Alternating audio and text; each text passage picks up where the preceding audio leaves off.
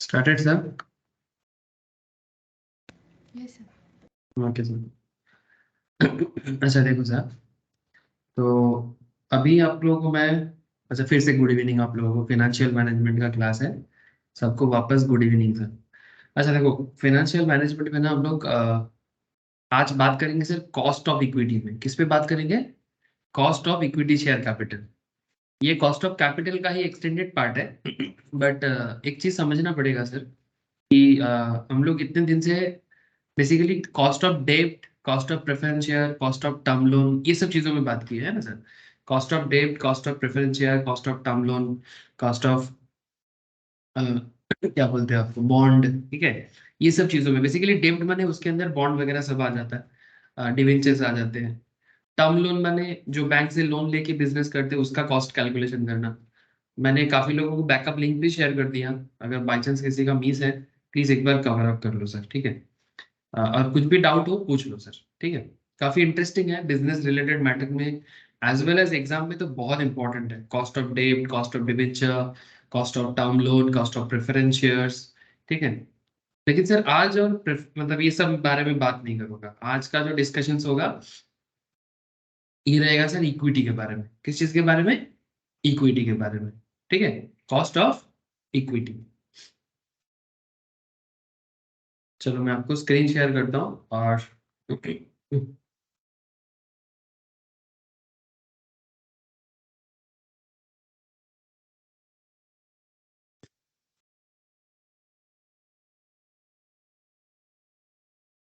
Screen share करता हूँ और डिस्कशन स्टार्ट करता हूँ सर, ठीक है। Cost of equity. तो कॉस्ट ऑफ कैपिटल क्या है याद दिलाऊं सर एक बार फिर से? चलो फिर से एक बार बताता हूँ आपको। सर कॉस्ट ऑफ कैपिटल हम लोग उसे कहते हैं जब हम लोग बिजनेस करते हैं ना, तो बिजनेस करने के टाइम पे कंपनीज, ठीक है, जो बड़ी बड़ी कंपनी होते हैं उनको क्या करना पड़ता है, सिर्फ कैपिटल जुगाड़ करना पड़ता है। सिंपल। अब जब कैपिटल जुगाड़ करना पड़ता है और कैपिटल जुगाड़ करने के बाद उसका क्या है, कॉस्ट भी होता है। मैंने भाई आपको भी तो बैंक से, जैसे मान लो नॉर्मल लोग भी बिजनेस करने के लिए लोन लेते हैं, सिंपल चीजों को समझो। तो नॉर्मल बंदा भी बिजनेस करने के लिए लोन लेता है, तो लोन लेगा तो फिर उसका एक इंटरेस्ट होता है, तो वो इंटरेस्ट ही तो कॉस्ट है। सिमिलरली सेम पैरामीटर में, ज्यादा हाइप नहीं क्रिएट करूंगा, सेम पैरामीटर में जब एक बिजनेस मार्केट से कैपिटल जुगाड़ करते हैं, और कैपिटल तेरा कितना नाम, कैपिटल तेरा कितना नाम, अलग अलग नाम से कैपिटल जुगाड़ किया जा सकता है सर उसके। अच्छा ये जो अलग अलग नाम है ना, ये actually as per the nature, ये जो अलग अलग नाम मैं आपके सामने रख रहा हूँ ये बेसिकली नेचर पे डिपेंड करता है कि किस तरह का।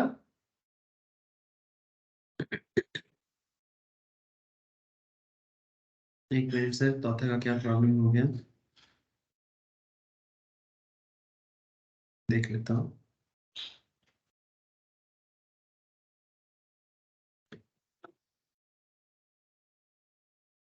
जैसे मानो मैं आपको बार बार बता रहा हूँ कि कॉस्ट ऑफ डेब्ट है, कॉस्ट ऑफ प्रेफरेंस शेयर्स है।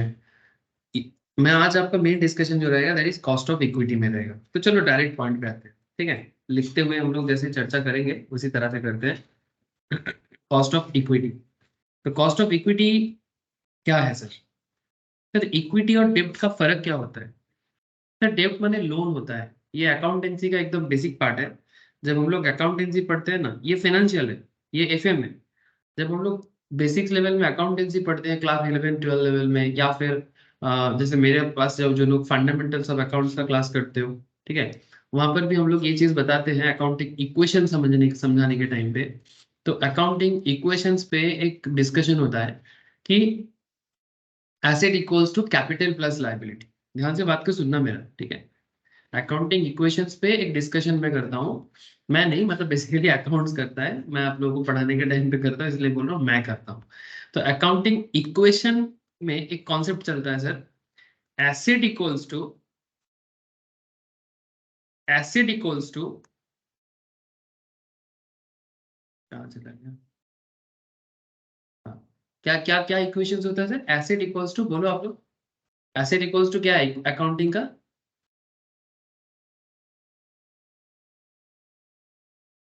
एसिड इक्वल्स टू क्या है? कैपिटल प्लस लायबिलिटी, है ना sir. Asset equals to capital plus liability, या फिर ऐसे भी बोल सकते हैं कि capital equals to asset minus liability. ठीक है, ये इक्वेशंस में हम लोग रिसेंटली बेसिक्स ऑफ अकाउंट्स में डिस्कशंस किए हैं। जो सैटरडे सैटरडे होता है सर, अकाउंट्स का फंडामेंटल क्लास है वो बेसिकली।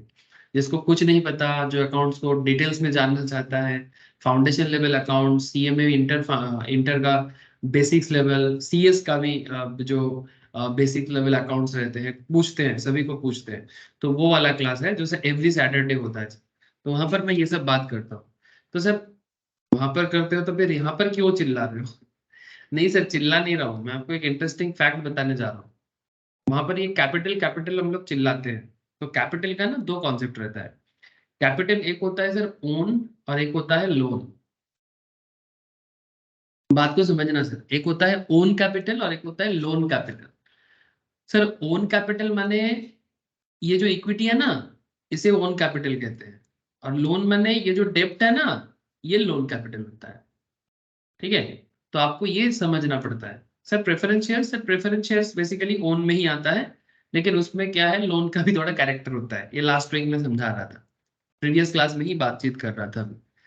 तो और कॉस्ट ऑफ प्रेफरेंस शेयर्स का अगर आप सारा लेक्चर सुनते हो ना, कॉस्ट ऑफ कैपिटल का, अगर आप कॉस्ट ऑफ कैपिटल का ईच एंड एवरी लेक्चर सुनोगे, तो आपको हर लेक्चर्स में अंदर कहीं ना कहीं प्रेफरेंस शेयर के कैरेक्टर के बारे में मैं डिस्कस करता ही रहता हूँ। कि भाई ये हाइब्रिड मॉडल का है, इसके अंदर लोन का भी कैरेक्टर है, इसके अंदर आपका इक्विटी का भी कैरेक्टर है, ये मैं बोलता ही रहता हूँ। ठीक है, मतलब मैं थका देता हूँ बोल बोल के, कान पक जाता है लोगों का। So what is the point sir? Point ये है कि जो इक्विटी है, इक्विटी क्या है? इक्विटी बेसिकली जो बिजनेसमैन अपना पैसा लगाता है। या फिर आप ऐसे सोचो कि हम लोग जो शेयर मार्केट में पैसा लगाते हैं, सर शेयर मार्केट नाम सुनते ही किसी को डर लगता है, किसी को मजा आ जाता है। सर शेयर मार्केट, अरे सर क्या करे, शेयर मार्केट के बिना तो मैं बात ही नहीं कर पाता। आप कितना भी चाहो, मैं अपना बात को शेयर मार्केट के बिना रख ही नहीं पाऊंगा। जैसे मानो ये है निफ्टी 50। ठीक है, ये है निफ्टी 50, एवरी मॉर्निंग चलता है शेयर मार्केट का क्लास। उसमें बात करते करते आप मतलब जो लोग आप लोगों में से करते हैं शेयर मार्केट, वो भी थक जाते हैं, मैं भी थक जाता हूँ। लेकिन आप बोलोगे सर इसमें एफएम का क्या कनेक्शन है? अरे बहुत जोर का। तो ये शेयर मार्केट में देखो, निफ्टी 22,032 पे चल रहा है। सर इसका क्या लेना देना? कोई लेना देना अभी नहीं है। आपको मैं निफ्टी 50 बताने जा रहा हूँ। ठीक है, तो निफ्टी 50 में जो कंपनीज लिस्टेड रहता है ना सर, निफ्टी 50 में जो कंपनीज लिस्टेड रहता है, से फॉर एग्जांपल मैं कोई भी कंपनी का नाम लेता हूँ। किसका नाम लिया जाए, किसका नाम लिया जाए? रिलायंस का नाम ले लेते हैं। ठीक है, चलो मैं रिलायंस का नाम ले लिया। तो सर आप स्क्रीन शेयर नहीं। स्क्रीन शेयर में कब से? स्टार्टिंग से? খুনি স্যার। ও আচ্ছা, এখন আছে সবাইকে স্ক্রিন শেয়ার?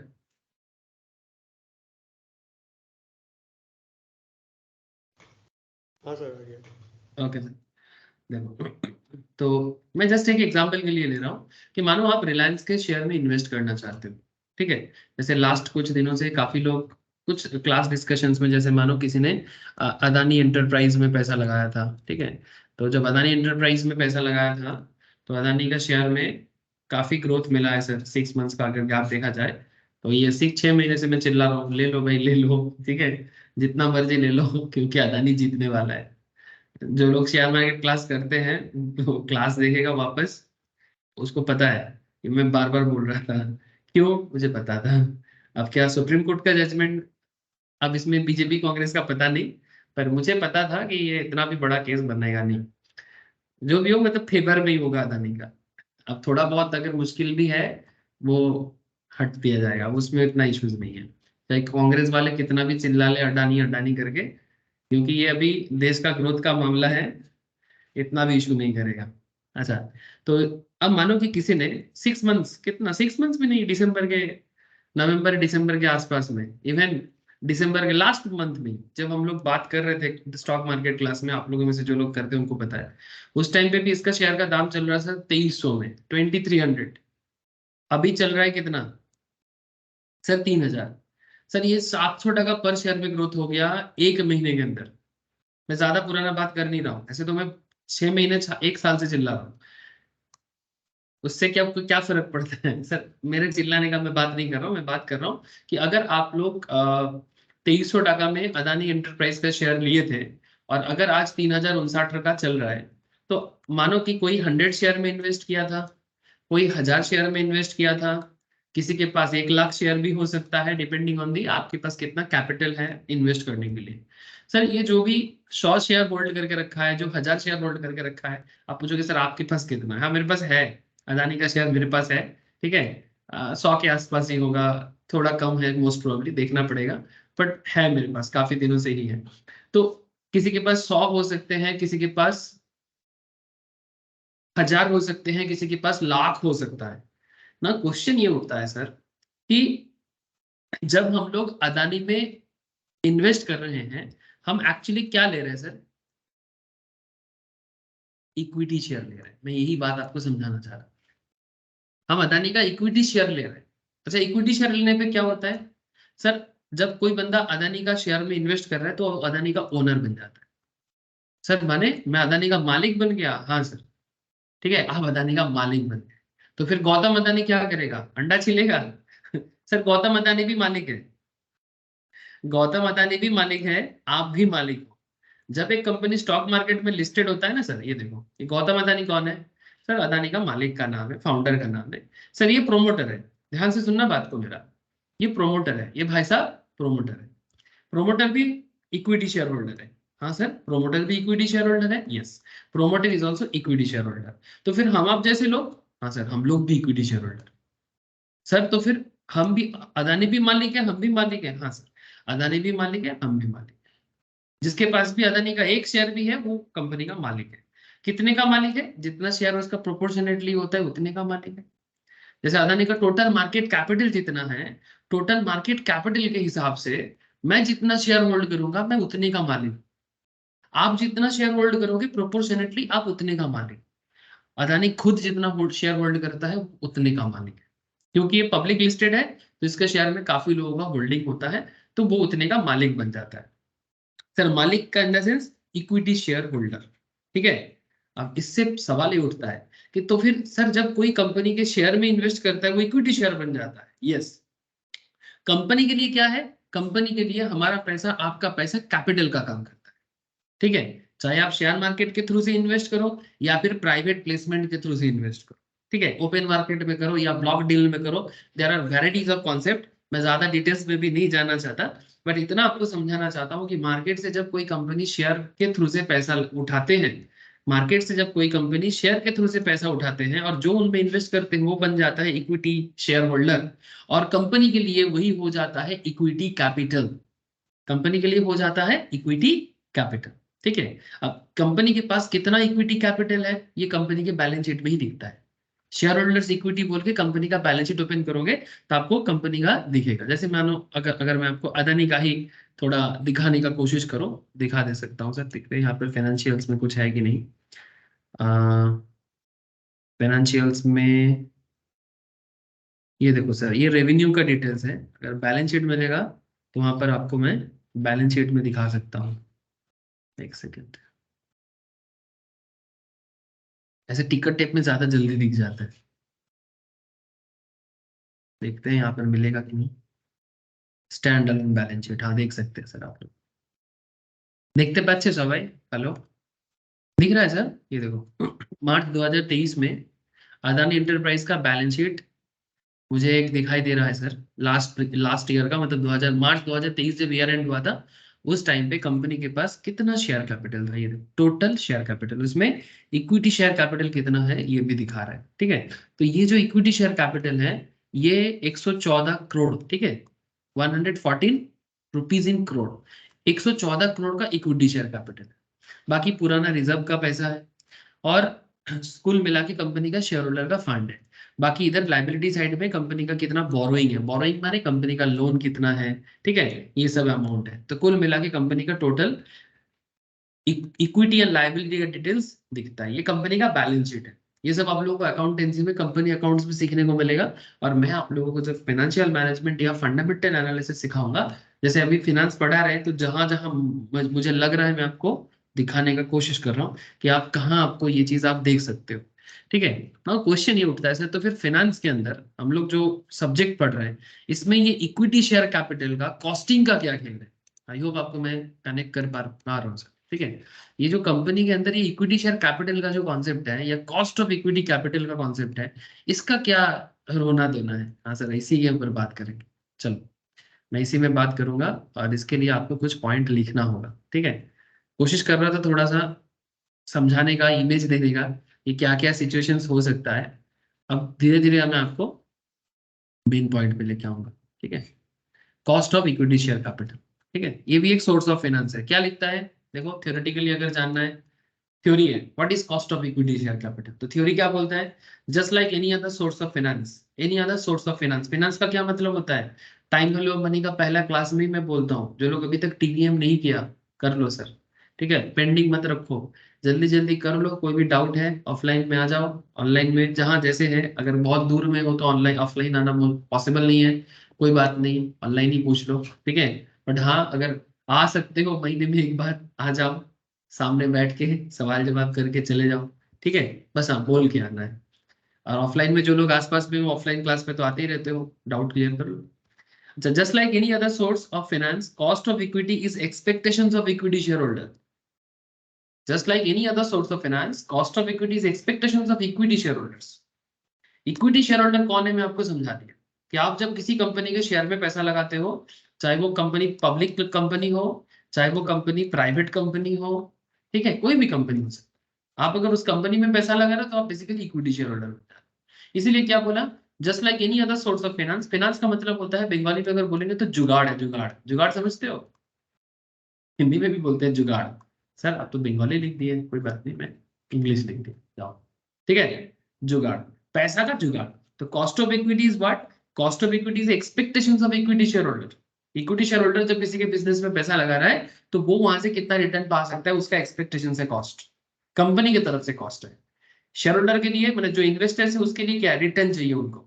बात को समझना, जो पैसा लगाता है उसके लिए रिटर्न है, और जो पैसा ले रहा है उनके लिए क्या है, कॉस्टिंग है। हम अगर रिलायंस का या अदानी के शेयर में पैसा लगा रहे हैं तो फिर मेरे दिमाग में क्या है कि भाई अदानी मेरे को बिजनेस कितना रिटर्न दे सकता है ना, अदानी मुझे कितना रिटर्न दे सकता है, कितना डिविडेंड पे कर सकता है। सिमिलरली कंपनी के पॉइंट ऑफ व्यू से कंपनी के क्या है, वो कॉस्टिंग है, मेरे पॉइंट ऑफ व्यू से रिटर्न है। तो आपका रिटर्न कंपनी का कॉस्ट। बात समझे कि नहीं, हेलो, लिख लो, पॉइंट लिख लो। इन्वेस्टर का इन्वेस्टर का रिटर्न इक्वल्स टू कंपनी का कॉस्ट। सिंपल बात है, ये एक सिंपल लिख लो, इन्वेस्टर का रिटर्न इक्वल्स टू कंपनी का कॉस्ट। এই বোঝা যাচ্ছে, হ্যালো অভিজিৎ, বুঝতে পারছিস? আমি হ্যাঁ স্যার। চেষ্টা করছি, আমি একদম চেষ্টা করছি সরল ভাষায় বোঝানোর। ঠিক আছে, খুব চেষ্টা করছি, आई होप कि বুঝতে পেরে যাস। मतलब मैं हमेशा कोशिश ये करता हूँ कि कोई अगर कॉमर्स बैकग्राउंड से भी नहीं है ना, उन्हें भी समझ में आए, ये मेरा मेन टारगेट रहता है। तो फिर जो कॉमर्स बैकग्राउंड से है, ठीक है, बीकॉम कर रहा है या बीकॉम कर चुका है, उनके लिए तो एकदम वो बोर हो जाता है, मुझे पता है। ठीक है, जिनको बहुत कुछ पता है वो बोर हो जाता है, सर ये सब पता है आप आगे बढ़ो ऐसे सोचते हैं। कोई बात नहीं सर, आप लोगों का भी ना हो सकता है कि कोई पॉइंट अगर पता ना हो तो रिवाइज हो जा रहा है। पर मेरा कोशिश हमेशा ये रहता है कि जिसको कुछ नहीं पता, अगर उनको समझ में आ गया तो फिर क्या है ना, मेरा काम आसान हो जाता है, मतलब टारगेट फुलफिल, मेरा ऑब्जेक्टिव फुलफिल हो जाता है। अच्छा, if we know the value of performance, value and performance, then we can calculate expectation as a balancing figure। अगर हम कंपनी का ये थोड़ा मुश्किल होता है, एक चीज यहाँ पर समझने लायक बात है कि जैसे हम लोग डिबेट मतलब कॉस्ट ऑफ डेब्ट हो जाए या फिर कॉस्ट ऑफ लोन हो जाए, जो हम लोग लास्ट कुछ क्लासेस में डिटेल्स में बात किए हैं, कॉस्ट ऑफ डेब्ट, cost of loan, cost of preference share, ये सब पता करना ना कंपेरेटिवली इजी है sir.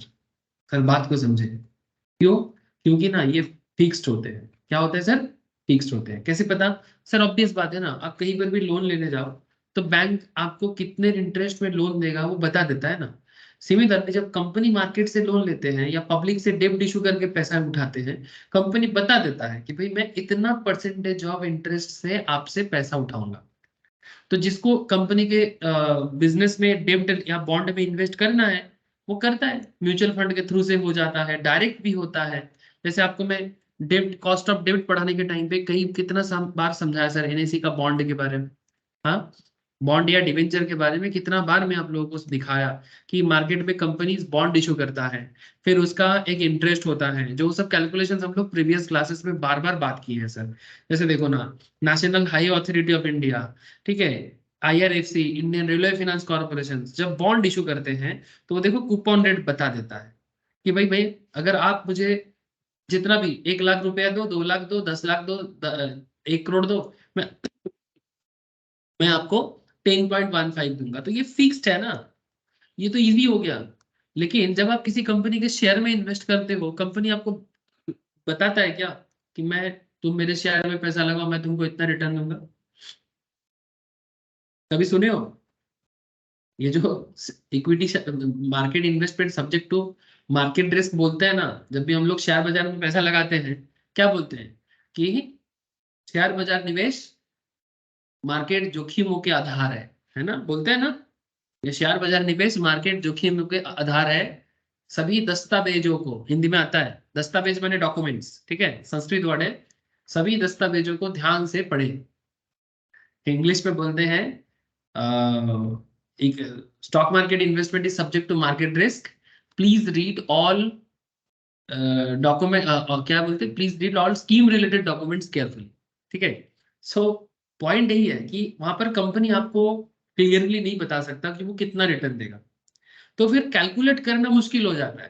Point to be noted, come calculate करना मुश्किल हो जाता है कॉस्ट, क्योंकि कोई कंपनी क्लियरली कैसे बता सकता है कि वो प्रॉफिट कितना करेगा।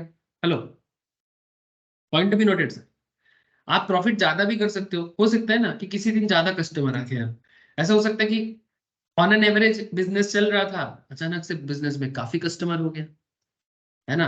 पहले आपके, आप जिस एरिया में हो, जैसे मानो अयोध्या, ठीक है, अयोध्या में राम मंदिर बन रहा है, अयोध्या में राम मंदिर बन रहा है, नहीं बन गया है, अभी तो बस सेरेमनी का बाकी है।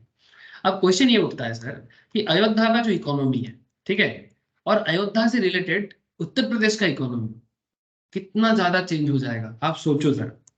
शायद एक इंडस्ट्री बनाने के बाद भी आप इकोनॉमी में इतना सुधार नहीं ला सकते जितना एक राम मंदिर कर सकता है। अमिताभ बच्चन ने रिसेंटली एक प्लॉट खरीदा है सर 14 करोड़ से, और आसपास में होटल बनने के लिए, अलग अलग दुकान बनने के लिए कितना प्रॉपर्टी का वैल्यूएशन हो रहा है। लोगों का इनकम ग्रो करेगा ही करेगा 100%। जहां जहां टूरिस्ट स्पॉट है, जहां जहां तीर्थ क्षेत्र है, जैसे पुरी, अब पुरी को देख लो, पुरी में क्या है, लेकिन पुरी का पर हेड इनकम आपको पता है, आप इमेजिन नहीं कर सकते। एग्जाम्पल, मैं आपको नियरेस्ट एग्जाम्पल दिया, पुरी, जगन्नाथपुरी। जगन्नाथपुरी में कोई इंडस्ट्री तो है नहीं प्रॉपरली, कोई एज सच कुछ नहीं है, सिर्फ एक मंदिर है। अब मंदिर के थ्रू से लोग जाते हैं, लोग आस्था है, वहां पर जाते हैं लोग, शांति से प्रार्थना करते हैं, अपने मनोकामना बोलते हैं, घूमते हैं आसपास की जगह, सुंदर सौंदर्य है, शांति है, घूमते हैं, रहते हैं, होटल में ठहरते हैं, फैमिली के साथ समय बिताते हैं, बस। और क्या चाहिए, उसी में लोगों का इनकम हो जाता है। खाजा खरीदते हैं, खाजा का दुकान पड़ जाता है। सर कहना क्या चाहते हो, कुछ नहीं, मैं बस आपको इतना कहना चाहता हूँ कि मानो आपका अयोध्या में दुकान था, अब 15 साल पहले जब आपका दुकान था, दुकान ऐसे चल नहीं रहा था, अब राम मंदिर बन जाएगा, अब राम मंदिर बन गया है, तो ऑटोमेटिकली एरिया का प्रॉफिट कैलकुलेशंस चेंज हो जाएगा।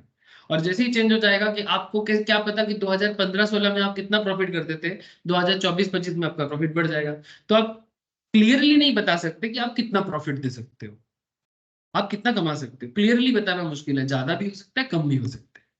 Sir point to be noted, मैं ये नहीं कहना चाह रहा था कि मतलब राम मंदिर का एग्जांपल इसलिए मैंने दिया क्योंकि रिसेंट इवेंट है, और दूसरा पॉइंट ये है कि लोगों का बिजनेस में किस तरह का असर पड़ता है। जैसे आगरा में ताजमहल है, अगर ताजमहल को हटा दो तो आगरा में लोग और क्या देखने के लिए जाते हैं, आगरा फोर्ट है, ठीक है, अगर आगरा फोर्ट या ताजमहल ना होता तो शायद ताजमहल का वो, मतलब आगरा का वो इक्विटी, मतलब वैल्यूएशन ना होता। सिमिलरली हर जगह का इस तरह से वैल्यूएशन क्रिएट होता है, तो वैल्यूएशन क्रिएट होते ही हम लोग, सर मैं कहना क्या चाहता हूँ, मैं कहना यही चाहता हूँ सर कि बिजनेस के वैल्यूएशन पे डिपेंड करता है शेयर का दाम क्या होगा और इक्विटी का रिटर्न क्या होगा। यही बात थ्योरेटिकली भी बताना चाह रहा है, यही बात थ्योरेटिकली भी बताना चाह रहा है, ध्यान से देखिए सर। तो just like any other source of finance, cost of equity is expectations of equity share holders. We know that the value is performance divided by expectations. If we know the value of value and performance, if we know the value and performance, अगर हमें company का value करना आ जाए, अच्छा valuation कैसे हुआ? ठीक जैसे मैंने आपको अयोध्या का वैल्यूएशन दिया, ठीक जैसे मैं आपको अयोध्या का वैल्यूएशन दिया कि 15 साल पहले अयोध्या का वैल्यूएशन देखो और 15 साल बाद का अयोध्या का वैल्यूएशन देखो, इस तरह से सोचना है। 15 साल पहले कंपनी का वैल्यूएशन, आज का कंपनी का valuation, down the line 10 years down the line valuation. जैसे मानो भारत सरकार का एक रेल का प्रोजेक्ट बना है, क्या नाम दिया है प्रोजेक्ट का? इंटरसिटी कनेक्ट कर रहा है, आप लोगों को पता है सर? का हमारे इधर तो नहीं आया। हाँ, अब जहां जहां बीजेपी है वहीं वहीं पर ज्यादा डेवलपमेंट का काम हो रहा है। जैसे मानो क्या नाम है ट्रेन का, बहुत बहुत ही सुंदर इंटरसिटी कनेक्टेड ट्रेन है, नाम भूल रहा हूँ। अ, वंदे वंदे भारत नहीं, वंदे भारत नहीं, किसी को पता है क्या ट्रेन का नाम है? अ, अमृत अमृत महोत्सव, नाम भूल रहा हूँ सर, जो भी हो। तो वो ट्रेन बेसिकली जैसे मानो दिल्ली से नोएडा, दिल्ली से गाजियाबाद या फिर लखनऊ से दिल्ली, इस तरह का कनेक्टिविटी कर रहा है। ट्रेन का नाम बोल रहा हूँ, बट वो ट्रेन ना काफी बेहतर वे में बना है, काफी स्टाइलिश ट्रेन है। और उस ट्रेन के अंदर जो जिन लोगों को काम पे रखा गया है ना सर, सब लोकल लोग हैं। मैंने एकदम जिस एरिया से ट्रेन गुजरेगा उसी एरिया का लोगों को रिक्रूटमेंट दिया गया है, और सब यूथ को दिया गया है रिक्रूटमेंट। उनको 5 महीना 6 महीना ट्रेनिंग में रखा गया, और वो पूरा केयर टेकिंग करेगा। ठीक है, नमो Bharat, I think NaMo Bharat most probably. But बहुत सुंदर है ट्रेन, मैं कल ही देख रहा था, पहले भी आया था न्यूज पे। तो कहने का मतलब है कि ये जो ट्रेन का प्रोजेक्ट क्यों ग्रो कर रहे हैं, क्योंकि सिटी ग्रो कर रहे हैं। कभी लखनऊ जाओ, क्या डेवलपमेंट देखोगे पता लगेगा कि, तो मतलब सीरियसली काफी डेवलपमेंट उत्तर प्रदेश में हो रहा है, अयोध्या में, बनारस में, लखनऊ में अलग ही लेवल है। दिल्ली के साथ कनेक्टिविटी काफी बेहतर हो रहा है उनका। तो ये वैल्यूएशंस, परफॉर्मेंस, ठीक है, यही चीज। तो यही चीज आप लोगों को समझना पड़ेगा, know the value and performance, then we can calculate expectations as a balancing figure. फिर जाके हम एक्सपेक्टेशन कर सकते हैं कि कितना रिटर्न मिल सकता है, वो बैलेंसिंग फिगर है। माने किसी भी बिजनेस का फ्यूचर को समझना, जैसे हम लोग अभी एक जस्ट एग्जांपल दे रहे थे एरिया के बेसिस में, वो कंट्री का इकोनॉमी है, स्टेट का इकोनॉमी है, ठीक है। तो ये performance means the amount paid by the company to investors. Performance मतलब क्या? कि कंपनी कितना इन्वेस्टर्स को पे कर सकता है, like interest, dividend, redemption price etcetera. Company क्या क्या दे सकता है? इंटरेस्ट दे सकता है, डिविडेंड दे सकता है, रिडेम्पशन प्राइस माने, रिडेम्पशन प्राइस माने जैसे मानो अदानी में, मैं आपको अभी कुछ देर पहले दिखा रहा था कि अदानी में मानो आपने 2300 टका का शेयर खरीदा था, और अभी अदानी का शेयर 3000 टका चल रहा है। तो ये 2300 का शेयर आप जब अगर 3000 में बेच देते हो, तो 3000 हो जाएगा आपका रिडेम्पशन प्राइस। ठीक है। तो कंपनी एक शेयर होल्डर को 3 तरीके से रिडेम्पशन दे सकता है, इंटरेस्ट के थ्रू से, डिविडेंड के थ्रू से, रिडेम्पशन प्राइस के थ्रू से। In case of debenture and preference shares normally हम लोग इंटरेस्ट वर्ड यूज करते हैं, और शेयर के केस में हम लोग नॉर्मली डिविडेंड वर्ड यूज करते हैं। लेकिन जैसे प्रेफरेंस शेयर और डिवेंचर के केस में इंटरेस्ट फिक्स रहता है, हमें पता चल जाता है कि हमें कितना रिटर्न मतलब मिलेगा, क्योंकि कंपनी पहले ही बता देता है कि मैं इतना इंटरेस्ट में आपसे लोन मांग रहा हूँ।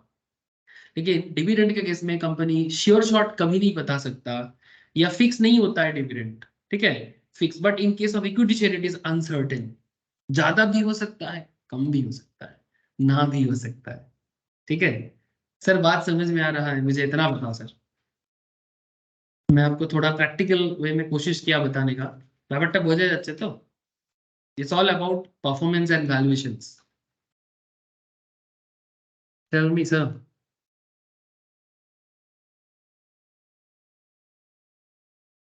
কি সবাই বুঝতে পারছে কি পারছে না? সনন, रवि, हाँ सर। हाँ सर। नील, अभिजीत तथा, yes sir. Okay sir, okay. चलो, समझ में अगर आ ही रहा है तो फिर अभी धीरे धीरे मैं आपको एक एक अप्रोच के बारे में बात करूंगा। इक्विटी शेयर कैपिटल को अंडरस्टैंड करने के लिए, मतलब इसका कॉस्ट को कैलकुलेट करने के लिए 4-5 उपाय है। एक उपाय का नाम है सर डिविडेंड प्राइस अप्रोच। कितना कंपनी डिविडेंड दे सकता है उसके ऊपर बेस करके आप कंपनी का कॉस्ट कैलकुलेट कर सकते हो। Earning price approach, growth approach, realised yield approach and CAPM model. सारा का सारा मॉडल ही इंपॉर्टेंट माना जाता है एग्जाम के लिए। ठीक है, मैं एग्जाम एग्जाम चिल्लाता इसलिए नहीं हूँ क्योंकि प्रोफेशनल लेवल में आप कुछ भी टेक इट फॉर ग्रांटेड नहीं कर सकते। जब आप सीए का एग्जाम देने जा रहे हो ना, चार्टर्ड अकाउंटेंसी का, कंपनी सेक्रेटरी का, कॉस्ट अकाउंटिंग का, so don't take anything for granted कि यही आएगा। आपको कोई भी अप्रोच पूछ सकता है। फिर भी ज्यादा इंपॉर्टेंट सीएपीएम बहुत इंपॉर्टेंट है, ग्रोथ अप्रोच भी इंपॉर्टेंट है, रियलाइज यील्ड अप्रोच भी इंपॉर्टेंट है, और ये सब तो क्या बोले सर, जितना मैं कम बोलूँ सारा इंपॉर्टेंट है। मैं अलग से नहीं बोल सकता कि क्या इंपॉर्टेंट है। आपको सारा चीज पे कॉन्सेप्ट क्लैरिटी चाहिए और क्वेश्चन प्रैक्टिस चाहिए। बात इतना सा है। अब मैं धीरे धीरे एक एक पॉइंट को आपके सामने रखूंगा, हड़बड़ नहीं करना है सर। मुझे आपको हड़बड़ी से नहीं समझाना है, मैं टाइम लेके बताना पसंद करूंगा। तो प्लीज मेरे साथ साथ बने रहो और चलो लिखो। ठीक है। अब एक एक अप्रोच में तो आऊंगा, पर उससे पहले कुछ बात लिखना जरूरी है। ठीक है। अप्रोच में आने से पहले कुछ बात लिखना जरूरी है। चलो, मैं आशा करता हूं कि आप लोग इतना देर में जो भी मैं डिस्कशन कर रहा था वो समझ में आ रहा है। ठीक है। ठीक है सर, ठीक है, आपने बताया तो ठीक है।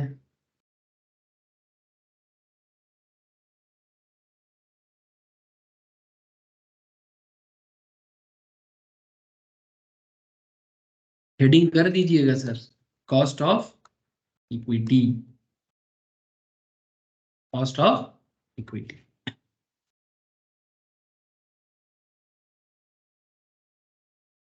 लिखो sir, cost of equity refers to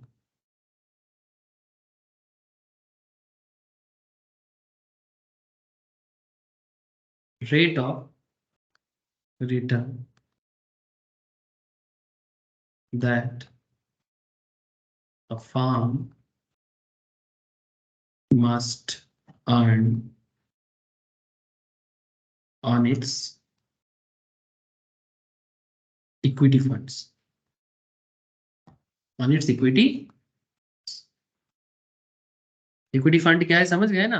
share holder जो पैसा कंपनी पे लगा रहा है और बदले में कंपनी को शेयर होल्डर को रिटर्न देना है, जिसे डिविडेंड कहते हैं, जिसे रिडेम्पशन वैल्यू भी कह सकते हो।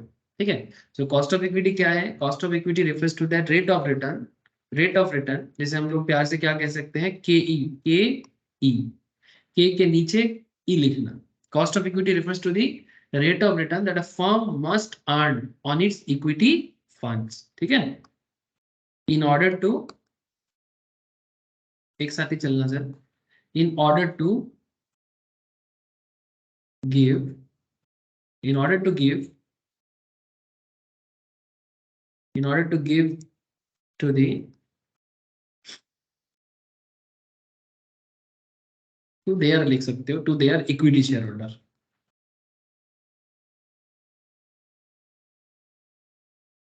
equity shareholder।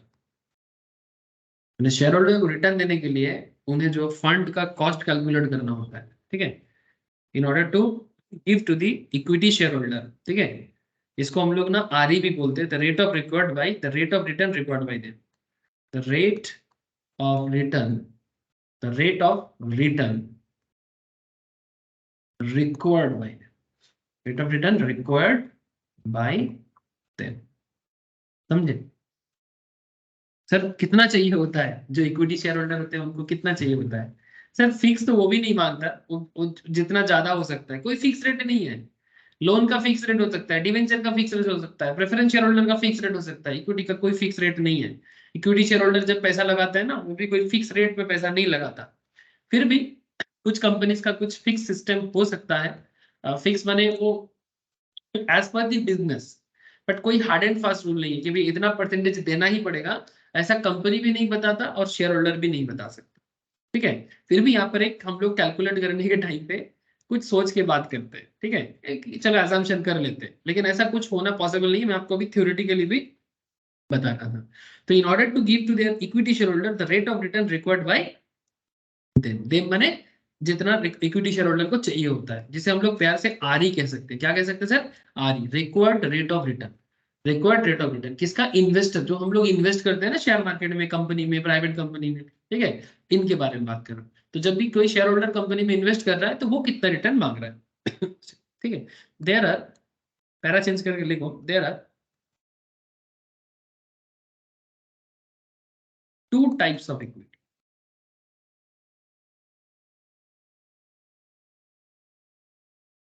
There are two types of equity. First,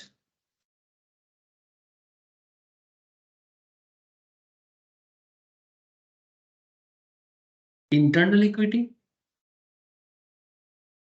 sir internal equity, हाँ sir internal equity. Internal equity का मतलब होता है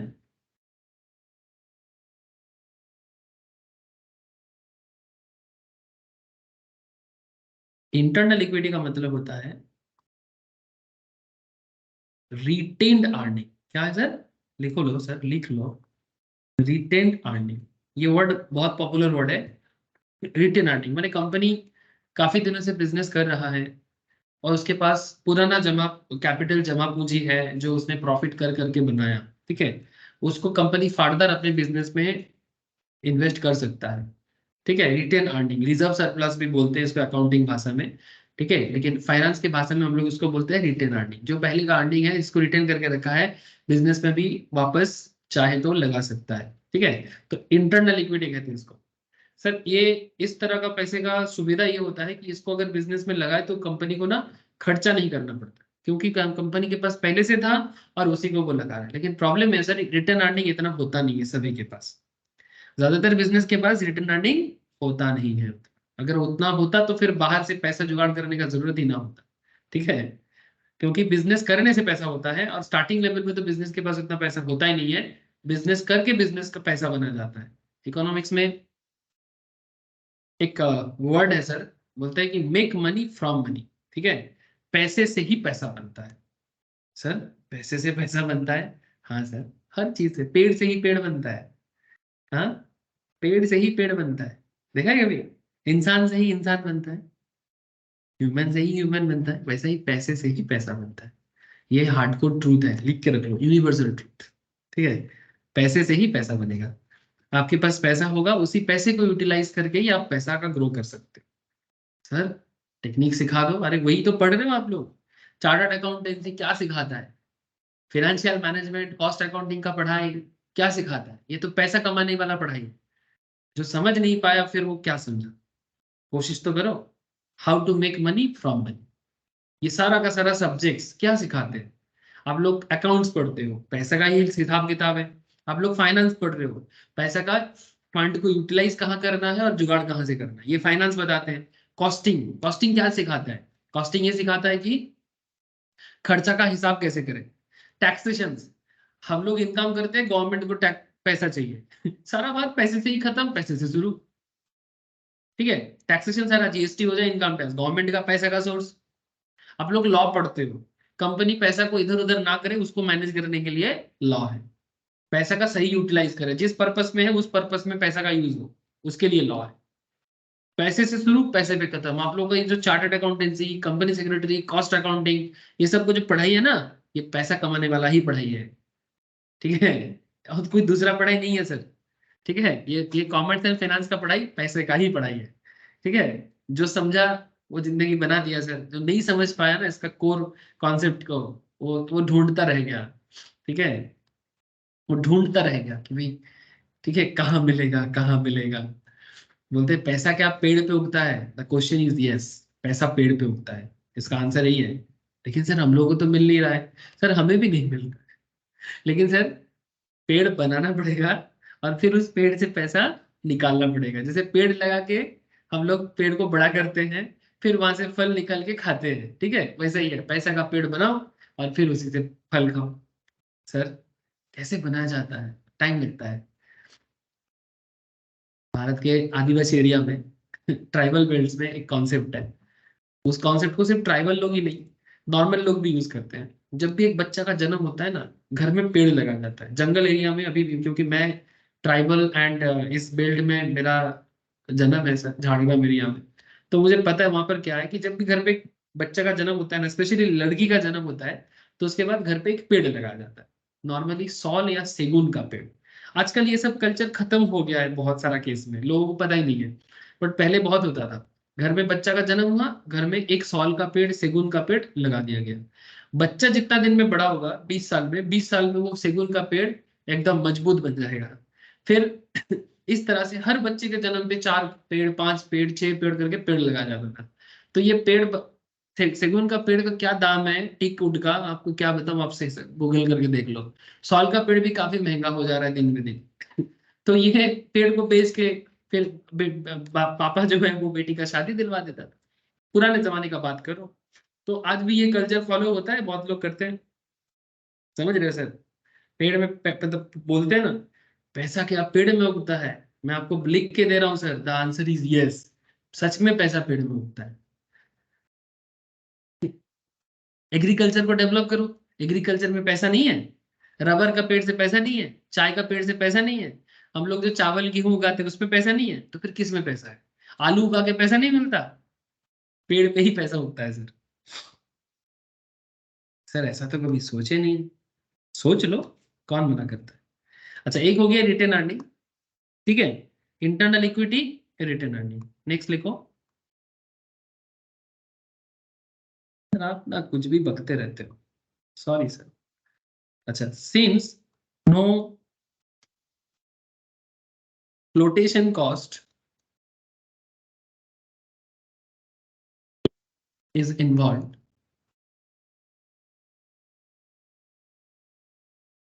cost of equity equals to required rate of return। मैंने कहने का मतलब इतना है sir, what is flotation cost, इसके बारे में मैं डेब्ट, कॉस्ट ऑफ डेब्ट में भी बताया था। फ्लोटेशन कॉस्ट क्या है, ये चर्चा तो मैंने डेब्ट में भी बताया था, कि जब कंपनी को मार्केट से पैसा रेज करना होता है ना, तो कंपनी डायरेक्टली वो पैसा किसी को बोलने से कोई कंपनी में पैसा नहीं दे देता है। किसी को 100 करोड़ चाहिए होता है, किसी को 200 करोड़, किसी को 400 करोड़। तो पैसा जुगाड़ करने में खर्चा होता है बाबा, ऐसे नहीं मिल जाता। मैं आपको बताता हूँ, ये आईपीओ के बारे में आज सुबह ही मैं स्टॉक मार्केट क्लास में समझा रहा था कि स्टॉक मार्केट में कंपनी लिस्टेड कैसे होता है, नहीं होता है। चलो मैं आपको एक एग्जाम्पल देता हूँ। नोवा एग्रीटेक कंपनी लिमिटेड, ठीक है, इसका शेयर आने वाला है। कब आने वाला है? अरे वाह, दिन भी अच्छा चूज किया, राम मंदिर वाला दिन में ही चूज किया। सर 22 जनवरी, ठीक है, 22 से 24 तारीख तक आईपीओ का डेट है। ये स्टॉक मार्केट में आना चाहता है, आ जाएगा। लिस्टिंग डेट है 30 तारीख को। इसका शेयर का दाम रखा है सर 39 से लेके 41 के बीच में। इसे प्राइस रेंज या प्राइस बैंड कहते हैं। Doesn't matter. अभी मैं आपको शेयर मार्केट के बारे में, एक्चुअली ये सब सिर्फ शेयर मार्केट नहीं है, सब सारा फाइनेंस एंड लॉ रिलेटेड बातें हैं, ठीक है। जो लोग सोच रहे हैं कि सर बात बात में शेयर मार्केट में चले जाते हैं, वो गलत सोचते हैं। उनको नॉलेज नहीं होगा तो ही वो सोचेगा ऐसा। अच्छा, देखो मैं आपको एक चीज बताने जा रहा हूँ। ये जो कंपनी आप देख रहे हो ना, नोवा एग्रीटेक, ये एक लिस्टेशन मैं आपको प्रैक्टिकली दिखा रहा हूँ कि ये कंपनी मार्केट में पैसा रेज करने के लिए आ रहा है। अब मैं आपको वही बताना चाह रहा हूँ कि कितना पैसा चाहिए उनको, उसका डिटेल्स मुझे थोड़ा चाहिए। द इशू साइंस, यस, मिल गया। देखो क्या लिखता है, the entire public offer of the company is a fresh issue of equity share of 112 crore and offer for sale up to 0.78 crore. मैंने टोटल इसको 112 करोड़ या 113 करोड़ के आसपास का क्या चाहिए, मार्केट से पैसा रेज करना है। लेकिन ये पैसा रेज 113 करोड़, 113 करोड़ ऐसे ही मिल जाएगा क्या? अरे ना बाबा ना, ऐसे नहीं मिल जाता है। उसके लिए कंपनी किसी ना किसी क्या बोलते हैं उनको, अंडर राइटर्स, ठीक है, अंडर राइटर्स या फिर बुक रनिंग लीड मैनेजर्स को काम देते हैं, बीआरएलएम भी कहते हैं। ये क्या करते हैं, ये मार्केट से ये 113 करोड़ उठाने के लिए कंपनी को हेल्प करता है, मार्केटिंग का खर्चा, ठीक है। फिर बदले में क्या लेता है सर, बदले में ये कमीशन लेता है। तो नोवा एग्रीटेक का लीड मैनेजर कौन है, मैं यही थोड़ा देखने के लिए सेबी की वेबसाइट में आ गया। सर लीड मैनेजर कौन है, चलो आप भी देख लो। फ्लोटेशन कॉस्ट को समझना है तो मैं आपको प्रैक्टिकली फ्लोटेशन कॉस्ट को बताने का कोशिश कर रहा हूँ। सर इतना ज्यादा क्यों बोलते हो? वही तो प्रॉब्लम है ना सर, ज्यादा बोल दो तो भी प्रॉब्लम, ना बोलो तो भी प्रॉब्लम। ये देखो, book running lead manager, keynote financial service limited, Bajaj capital, ये लोग कौन है भाई? सर ये लोग कौन है? ये लोग वो लोग हैं सर, कंपनी है जो अंडर राइटर्स है। ये जो 113 करोड़ इनको चाहिए ना, इस कंपनी को, ये मार्केट से पैसा रेज करेगा ये लोग, बदले में इनको क्या मिलेगा, कमीशन। और ये जो कमीशन का खर्चा है ये फ्लोटेशन कॉस्ट है, एक शेयर को मार्केट में लाने का खर्चा। ठीक है, एक शेयर को मार्केट में लाने का मतलब कंपनी अपना शेयर को मैंने कंपनी अपना शेयर बिजनेस को पब्लिक लाना चाहता है, तो पब्लिक लाने का खर्चा ही है और पैसा रेज करने का खर्चा है। इसको फ्लोटेशन कॉस्ट कहते हैं। क्या कहते हैं इसे? Flotation cost. याद रहेगा। No point is that. Sir समझ में आया ना आप लोग? बोलो sir.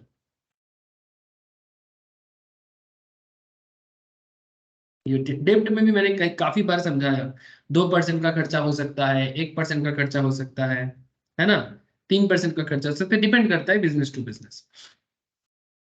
What is the point? Sir point ये है कि जब आप रिटेन अर्निंग का पैसा यूज करोगे, माने आपके पास पुराना रिजर्व है, पुराना रिटेन पैसा है, तो फिर आपको अलग से मार्केट में पैसा इशू करने का जरूरत नहीं है। जैसे ये जो नोवा एग्रीगेट 113 करोड़ अगर उनके पास पुराना रिजर्व होता, तो फिर उनको अलग से मार्केट से रेज करने का जरूरत ना होता, और तब उनको फ्लोटेशन कॉस्ट का भी जरूरत ना होता।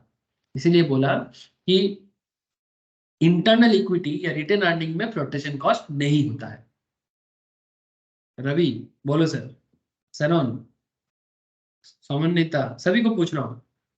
तथा क्लियर ना बात आप लोगों को? Abhijit, yes sir. ठीक है यस सर। तो ये चीज आप लोगों को दिमाग में थोड़ा सा रखना पड़ेगा सर, कि क्यों क्यों why there is no flotation cost in retained earning. ये कॉन्सेप्ट क्लियर होना चाहिए, नहीं तो ना एग्जाम में ढूंढोगे कि भाई मतलब इंटरनल इक्विटी में फ्लोटेशन कॉस्ट क्यों नहीं होता, ढूंढते रह जाओगे, फ्लोटेशन कॉस्ट दे देगा तो फिर गलती से यूज कर लोगे इधर उधर का। तो नॉलेज होना चाहिए भाई फ्लोटेशन कॉस्ट क्यों नहीं होता है रिटेन अर्निंग में। ठीक है, और क्यों नहीं होता था मैं आपको बता दिया। लेकिन अगर ये एक्सटर्नल इक्विटी होगा, एक्सटर्नल इक्विटी माने जब आप मार्केट से पैसा रेज करने, जैसे अभी नोवा एग्रीटेक करने के लिए आ रहा है ना, तो नोवा एग्रीटेक जब एक्सटर्नल इक्विटी रेज करने के लिए आएगा, तो आप हेडिंग कर दो external equity. External equity that is new shares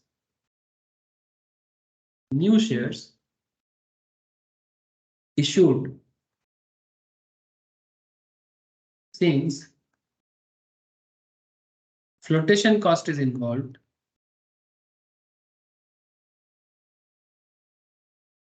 since flotation cost is involved,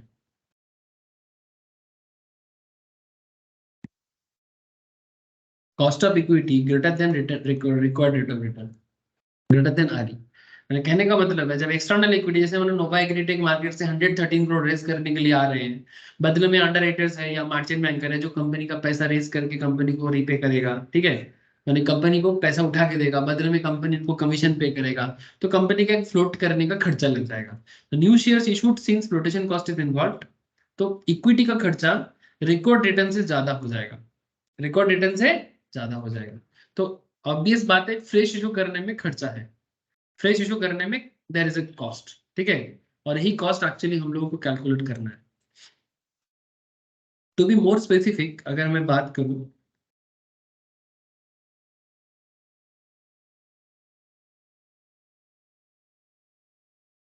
to be more specific, there are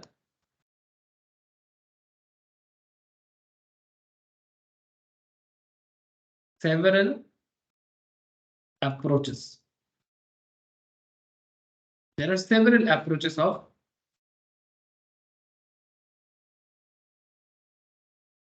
financing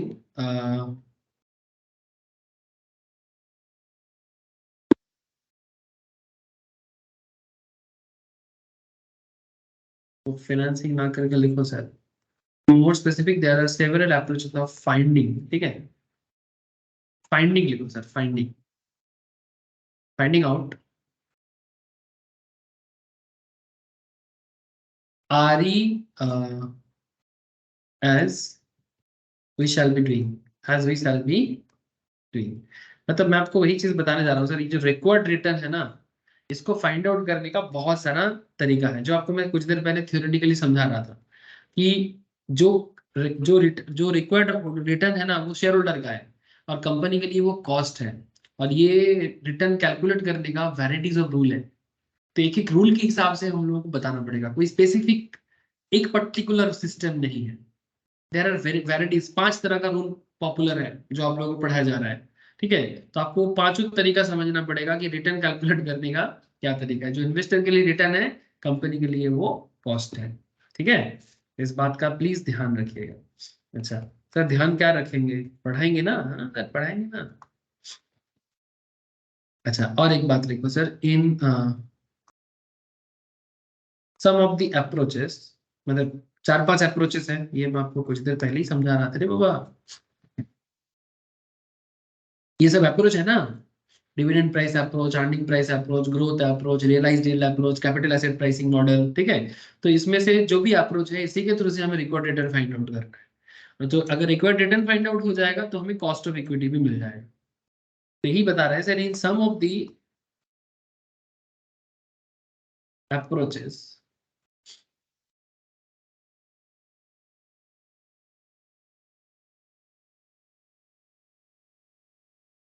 share price is used in the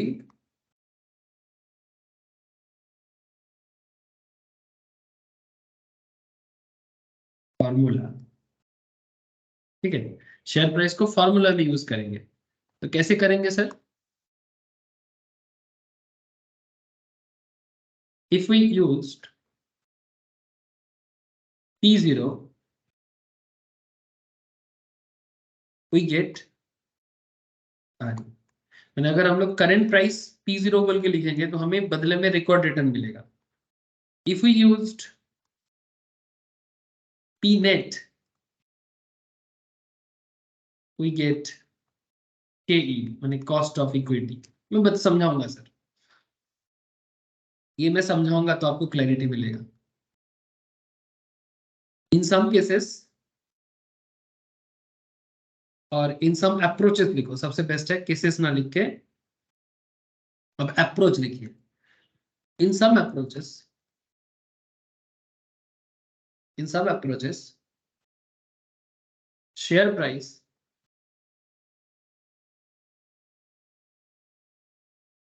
is not used.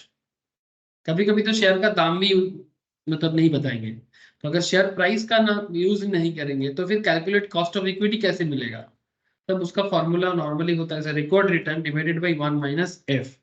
Sir कब ऐसा होता है बताऊंगा। ठीक है, तो कौन से अप्रोच में क्या किया जाता है, ये सब डिस्कशन आगे का खेल है सर। ठीक है, ये सारा डिस्कशन आगे का खेल है, एक एक अप्रोच बताएंगे तो ही जाके आपको मैं ये जो लास्ट 3-4 पॉइंट में आपको बताया ना, ये पॉइंट मैं आपको समझा पाऊंगा। ठीक है, तो ये है इंट्रोडक्शन किसका, कॉस्ट ऑफ इक्विटी का। यहां तक लिख लिया तो मुझे बताओ प्लीज।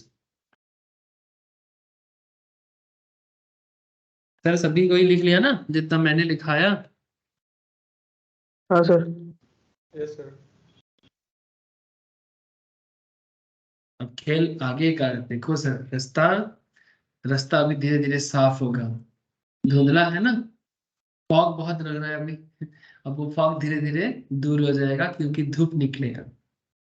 धूप निकलती है जहां से, हाँ, कहाँ से निकलती है धूप? पता नहीं सर, धूप कहाँ से निकलती है।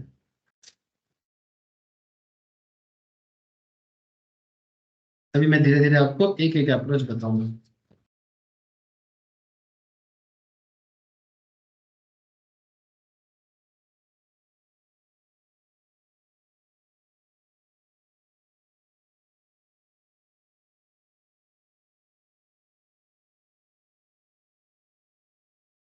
एक सेकेंड रुक जाओ सर, इम्पोर्टेंट पॉइंट अगर कुछ छूट रहा है कि नहीं मैं एक बार देख लेता हूँ।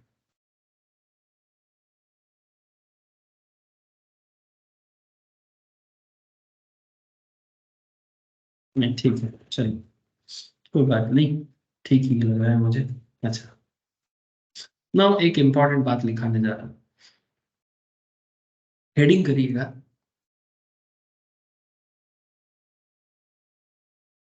रेट ऑफ रिटर्न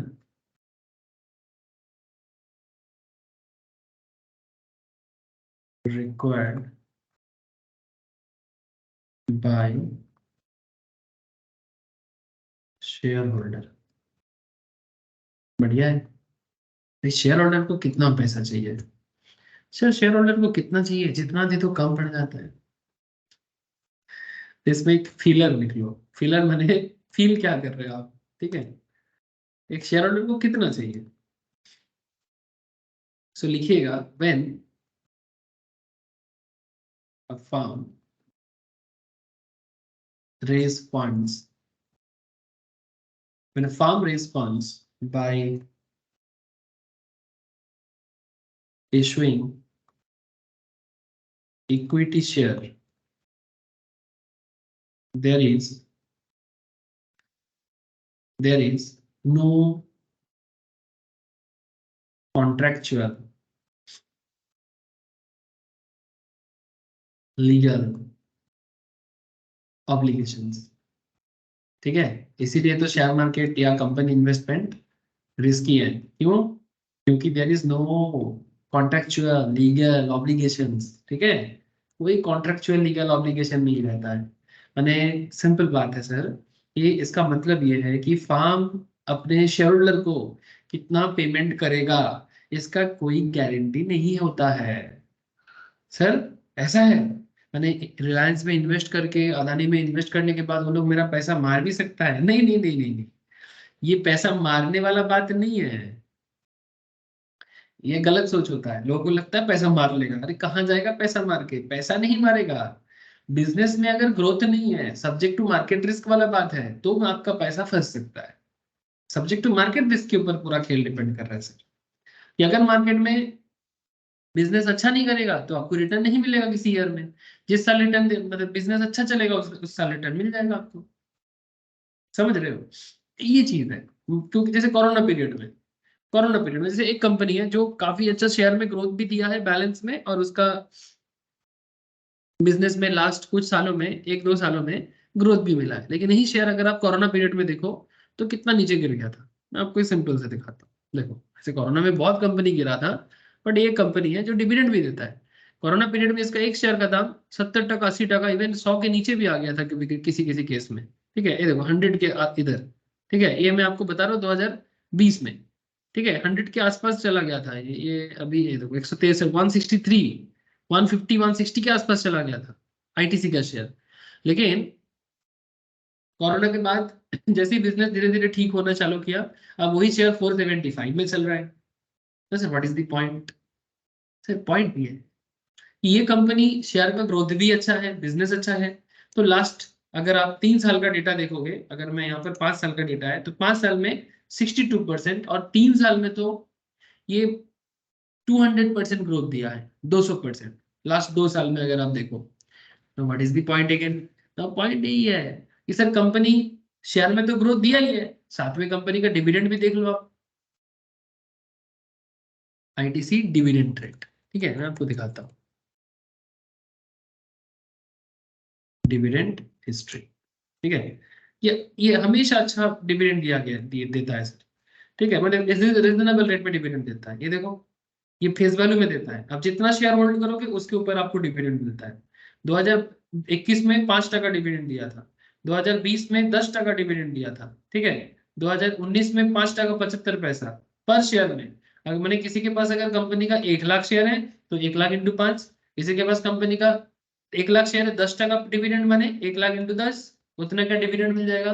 1000 शेयर है तो 1000 इंटू 10, 100 शेयर है तो 100 इंटू 10, इस तरह का सिस्टम है। तो कंपनी डिविडेंड भी देता है और कंपनी का शेयर में भी ग्रोथ है। तो नॉर्मली इक्विटी शेयर होल्डर वही वही चीज को देखते हुए कंपनी के शेयर में इन्वेस्ट करने का सोचते हैं। दो तरह का इन्वेस्टमेंट प्रोसेस है, मैं डिटेल्स में अभी नहीं जाना चाहता, बट आपको जस्ट एक आइडिया के लिए मैं आपको बताने का कोशिश किया। तो when a firm raise funds by issuing equity share, there is no contractual legal obligations. तो ऐसा कोई ऑब्लिगेशन नहीं है, आईटीसी आपको वादा नहीं करेगा कि मैं आपको इतना रिटर्न दूंगा। ठीक है, यही चीज मैं समझाने का चाह रहा था। अब बिजनेस अच्छा चलेगा आपको मिलेगा, बिजनेस अच्छा नहीं चलेगा आपको नहीं मिलेगा। ठीक है, so there is no contractual legal obligations on the farm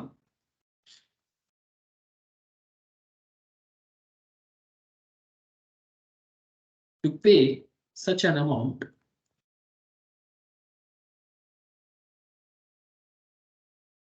to the shareholder.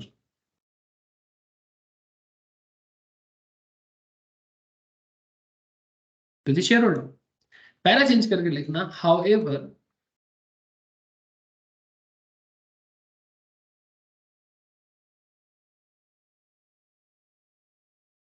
shareholders know that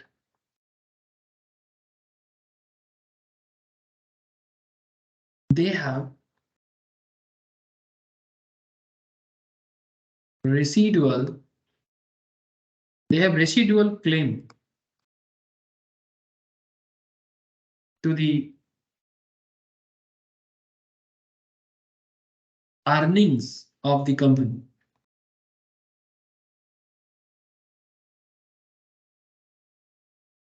as well as to the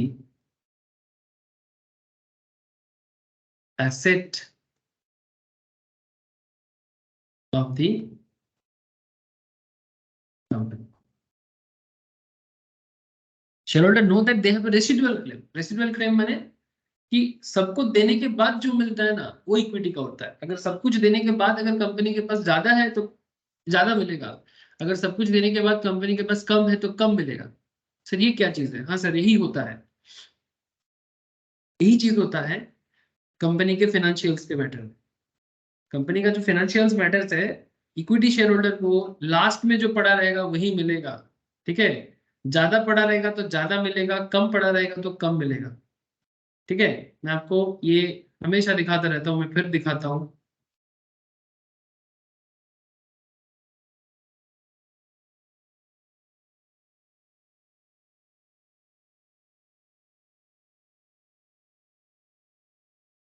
जैसे मानो किसी का भी एक नाम ले लेता हूँ, एग्जाम्पल्स के लिए है, से फॉर एग्जाम्पल टाटा मोटर्स। ठीक है, अब टाटा मोटर्स का फाइनेंशियल्स में क्लिक किया मैंने, और क्लिक करने के बाद हमें यहाँ पर कंपनी का क्या दिख रहा है, थोड़ा सा नीचे आऊंगा, कंपनी का हमें आ गया भाई, ये रहा, ये देखो, ये रेगुलर बैक मैटर है आप लोगों को समझाने के लिए। तो जस्ट मैं आपको दिखा रहा हूँ कि कंपनी जितना रेवेन्यू कमाते हैं, रेवेन्यू से कंपनी को क्या करना पड़ता है, ईबीआई टीडीए देना पड़ता है। मैंने कंपनी अपना सारा कॉस्ट माइनस करेगा, फिर वहां से कंपनी को प्रॉफिट होगा। ईबीआई टीडीए मैंने earning before interest tax depreciation, ये सब डिस्कशन करूंगा sir. There is a chapter known as leverage and capital structure. ठीक है, मैं वहां पर इसका डिटेल्स चर्चा करता हूँ, leverage and capital structure. So don't worry, सारा चीज सिखाऊंगा सर, कहाँ मैं, मुझे कहीं जाना ही नहीं है, सिखा के ही जाना है। तो टोटल रेवेन्यू से कॉस्ट माइनस करके आपको नेट इनकम वगैरह मिलता है। लेकिन ये नेट इनकम पे आते आते आपको कुछ खर्चा मैंडेटरी है। जैसे ये देख रहे हैं सर आप, यहाँ पर देखो नेट इनकम के यहाँ पर गवर्नमेंट का टैक्स है, उससे पहले इंटरेस्ट है। ठीक है, तो इंटरेस्ट किसको देना पड़ता है मैंडेटरीली? सर जो कंपनी का डिवेंचर होल्डर है या फिर जहां कंपनी लोन लिया है ना, तो कंपनी को ना लोन वाले को सबसे पहले पैसा देना होता है। अब जो भी कंपनी है, आपका बिजनेस जो भी है, सबसे पहले लोन वाले का इंटरेस्ट पे करो, फिर सरकार का टैक्स पे करो, फिर आपका जो भी है उसमें नेट इनकम आएगा, फिर वहां से प्रेफरेंस शेयर होल्डर को पैसा पे करो अगर प्रेफरेंस शेयर बिजनेस में है तो, अगर नहीं है तो सारा इक्विटी का होगा। तो ये जो पॉइंट आपको मैं बता रहा था कि इक्विटी शेयर होल्डर है रेसिडुअल क्लेम, एक वर्ड लिखा है ना अभी, रेसिडुअल क्लेम। रेसिडुअल क्लेम का मतलब होता है कि लोन वाले का इंटरेस्ट दे दो, वो सबसे पहले देना है, गवर्नमेंट का टैक्स दे दो, उसके बाद अगर कुछ पड़ा रहेगा, प्रेफरेंस है तो प्रेफरेंस को दे दो, फिर कुछ पड़ा रहेगा तो उसे बोलते हैं रेसिडुअल। रेसिडुअल का बंगाली मतलब है जो लास्ट में पड़ा रहता है उसे रेसिडुअल कहते हैं। ठीक है, जो लास्ट में पड़ा रहता है उसे रेसिडुअल कहते हैं। तो इक्विटी शेयर होल्डर का कंपनी के रेसिडुअल में ही अधिकार है। सर इसका मतलब अगर लास्ट में कुछ नहीं बचा तो हमें कुछ नहीं मिलेगा, बाबा जी का ठुल्लू? हाँ सर, आंसर इज यस, बाबा जी का ठुल्लू। लेकिन अगर बिजनेस बढ़िया चलता है ना, तो बाकी सबको तो फिक्स देना पड़ता है, गवर्नमेंट का फिक्स है। ठीक है, इन लोन वाले का भी फिक्स्ड है, इक्विटी वाले का फिक्स नहीं है। ज्यादा तो बहुत ज्यादा, ज्यादा तो बहुत ज्यादा, ऊपर से शेयर मार्केट का कैपिटल गेन है, डिविडेंड है, बहुत सारा इनकम का सोर्स है उनका। ठीक है, ये सब शेयर मार्केट का पढ़ाई करने से और डिटेल्स नॉलेज मिल जाता है कि कितना सारा इनकम का सिस्टम बन जाता है। ठीक है, फिलहाल उतना ज्यादा नहीं जाऊंगा, जस्ट अंडरस्टैंडिंग के लिए जितना था मैं आपको कोशिश किया बताने का। बाकी जैसे जैसे मौका मिलता है मैं तो छोड़ता नहीं हूँ ना बताने के लिए, तो आप लोग भी बात को समझना sir. So however, shareholder know that they have a residual claim to the earnings of the company as well as to the asset of the company. Last में जो पड़ा रहेगा वही रहेगा, अगर पड़ा नहीं रहेगा तो नहीं रहेगा, ठीक है। तो ये है इंपॉर्टेंट बात है। अच्छा, यहाँ पर एक और भी बात लिखूं sir, shareholders know that they have a residual claim to the earning of the company as well as to the asset of the company in the events of the liquidation. हाँ सर, लिक्विडेशन माने company बंद हो जाने को liquidation कहते हैं। अगर company in future में कभी ताला लग जाता है या बिजनेस को कभी बंद करना पड़ता है, तो जो इक्विटी वाले होते हैं उनको कंपनी के एसेट पे रेसिडुअल क्लेम आता है। जो पड़ा रहेगा, अगर मान लो लोन चुकाते चुकाते कंपनी का एसेट बिक गया तो इक्विटी वाले को कुछ नहीं मिलेगा, लेकिन सब कुछ करने के बाद अगर कुछ बचेगा तो इक्विटी वाले अपना अधिकार के कुछ ले सकते हैं। मैंने सबसे लास्ट में वही लोग हैं, सबसे लास्ट में वही लोग हैं। एक्चुअली इक्विटी शेयर होल्डर का कॉन्सेप्ट क्या है, ये कंपनी का ट्रू ओनर होता है। ट्रू ओनर होने के नाते सुख दुख सब सहना पड़ता है। सुख ज्यादा होगा तो पूरा मिलेगा, सुख कम होगा तो कम, दुख है तो दुख भी मिलेगा, ठीक है। जो घर के हिस्से, मतलब जो घर का लोग होते हैं वो घर के सुख में भी होते हैं, दुख में भी होते हैं। बाहर वाले का क्या है, वो आपके दुख के दिन आएगा कि नहीं आएगा सब्जेक्ट टू कंडीशंस है, पर सुख के दिन हमेशा आते हैं, ठीक है। वो फिक्स्ड है। सुख में हम अतिथि को सुख में ही बुलाते हैं, दुख में भी बुलाते हैं, रिलेटिव्स को बुलाते हैं। और जो एकदम आउटसाइडर्स है, अतिथि है, मतलब उतना खास मतलब घर का मैटर नहीं है, तो फिर सुख में ही बोलेंगे ना, दुख में उतना जरूरत नहीं होता है, ठीक है। तो जो अपने होते हैं वो दुख में ही होते हैं और सुख में भी होते हैं, और जो बाहर वाले होते हैं वो सिर्फ सुख में होते हैं, दुख में नहीं होते, ठीक है। ऐसे समझने के लिए अच्छा होता है सर, ठीक है। तो इक्विटी वाले ट्रू ओनर है, बोलते हैं सर इक्विटी माने ट्रू ओनर, माने आप कंपनी के सुख में भी हो, कंपनी के दुख में भी हो, ठीक है। दुख माने जब कंपनी का सारा लुटिया गुल होगा तब आपको भी कुछ नहीं मिलेगा। जब कंपनी का सुख का दिन है आप भी सुख रहो, खुशी रहो, सुखाल रहो, ठीक है। समझ में आ रहा है सर? आ जाएगा और आ जाएगा, अभी तो मैं क्वेश्चन चालू ही नहीं किया, समझाने में ही माथा खराब कर रहा हूँ आप लोगों का। अच्छा, यहाँ तक फुल स्टॉप। सो यहाँ पर लिखो सर, सो शेयर होल्डर माने इक्विटी वाले, ठीक है। जो लोग शेयर मार्केट में पैसा लगाते हैं, कंपनी में डायरेक्ट इन्वेस्टमेंट करते हैं। सो share holder take on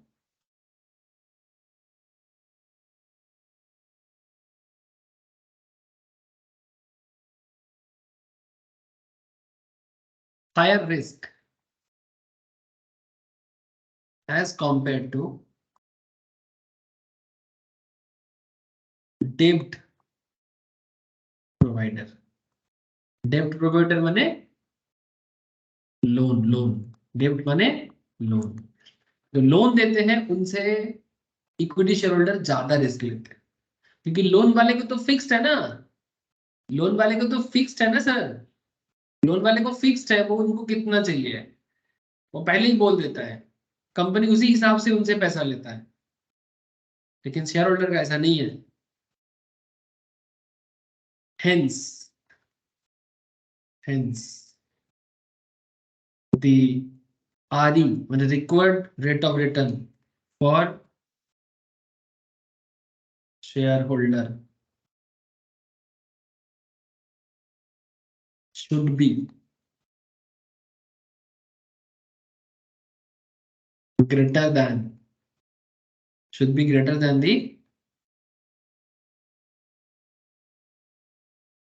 yield on bonds, yield of bond माने yield of bond माने कंपनी बॉन्ड वाले को जितना देता है, पॉइंट भी नोटेड सर।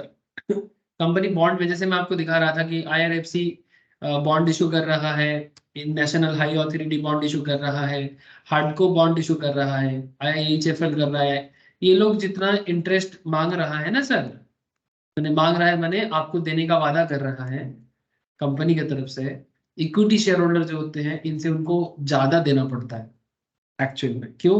क्योंकि वो ज्यादा रिस्क लेते हैं, ठीक है। तो जो बॉन्ड में कंपनी को पैसा देगा वो भी रिस्क लेते हैं, पर फिक्स्ड रिस्क लेते हैं।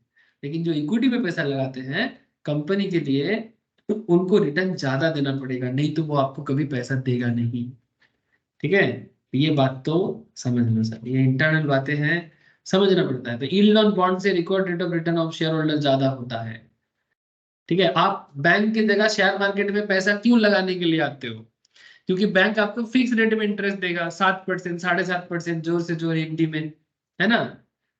तो शेयर मार्केट में क्यों आना है? क्योंकि आपको वहां पर फिक्स नहीं है, आप ज्यादा के लिए आओगे। जैसे मैं आपको देखो ना कितना शेयर दिखाया, टाटा मोटर्स देखो कितना ग्रोथ दिया है लास्ट 2-3 सालों में। और टाटा मोटर्स एक साल में ही देख लो, 2-3 साल में क्या देखना है।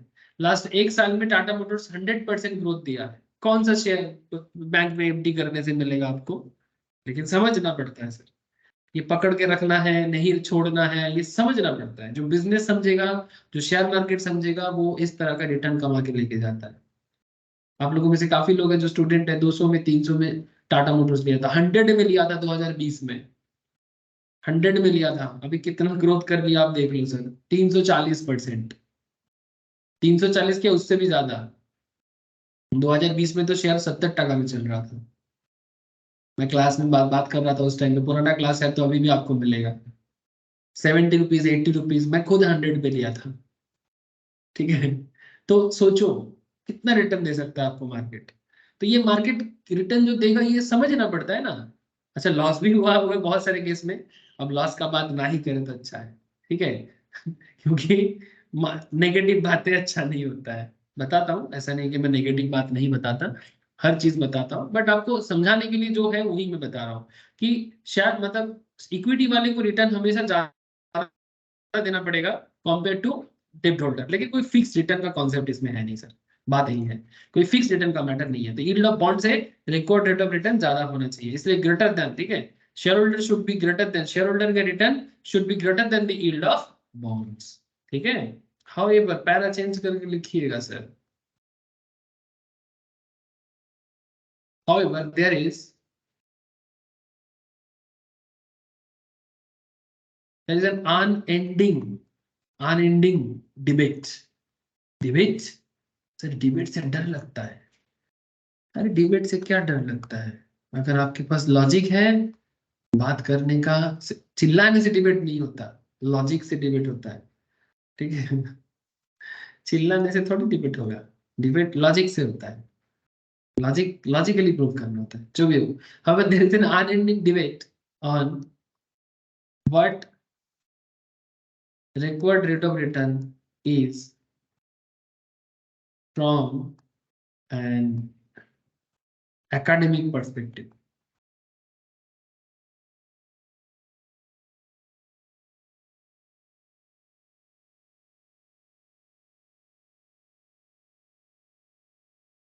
मैंने बेसिकली एकेडमिक पर्सपेक्टिव माने पढ़ाई करने के लिए, क्वालिफिकेशंस के लिए, हम लोग जो C M A M B A ये सब पढ़ाई करने के लिए कई बार कुछ ऑथर को मानते हैं।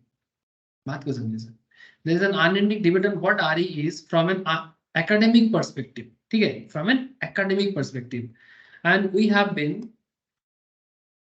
Been made responsible for certain theories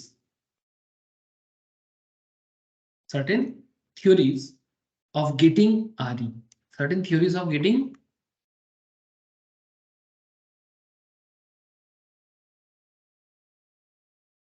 ठीक है, तो question is that sir debate क्यों? सर वही तो ना, क्योंकि आपको स्टार्टिंग में एक चीज मैं बताया, कॉस्ट ऑफ इक्विटी सबसे हटके है। कॉस्ट ऑफ इक्विटी क्योंकि कोई फिक्स नहीं होता है सर, और क्योंकि ये फिक्स नहीं है तो इसका कैलकुलेशंस को लेके अलग अलग लोगों का अलग अलग ओपिनियन है। अलग अलग ओपिनियन से अलग अलग अप्रोच का जन्म हुआ है। अलग अलग ओपिनियन के कारण अलग अलग अप्रोच का जन्म हो गया है।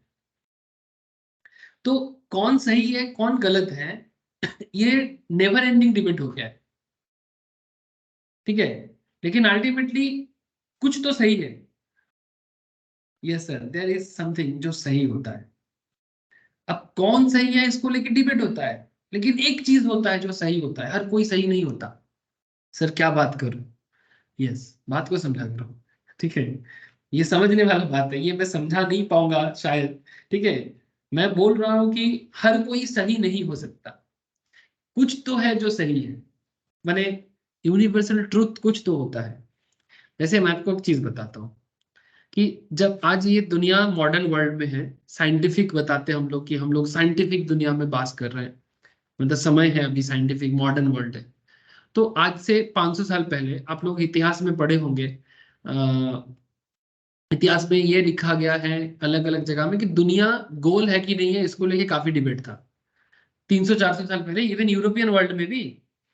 हाँ सर, गैलीलियो गैलीली बताया था ना, क्या रे, इतिहास क्या बोलता है? गैलीलियो गैलीली ने बताया ना कि दुनिया गोल है, कि चपटा है।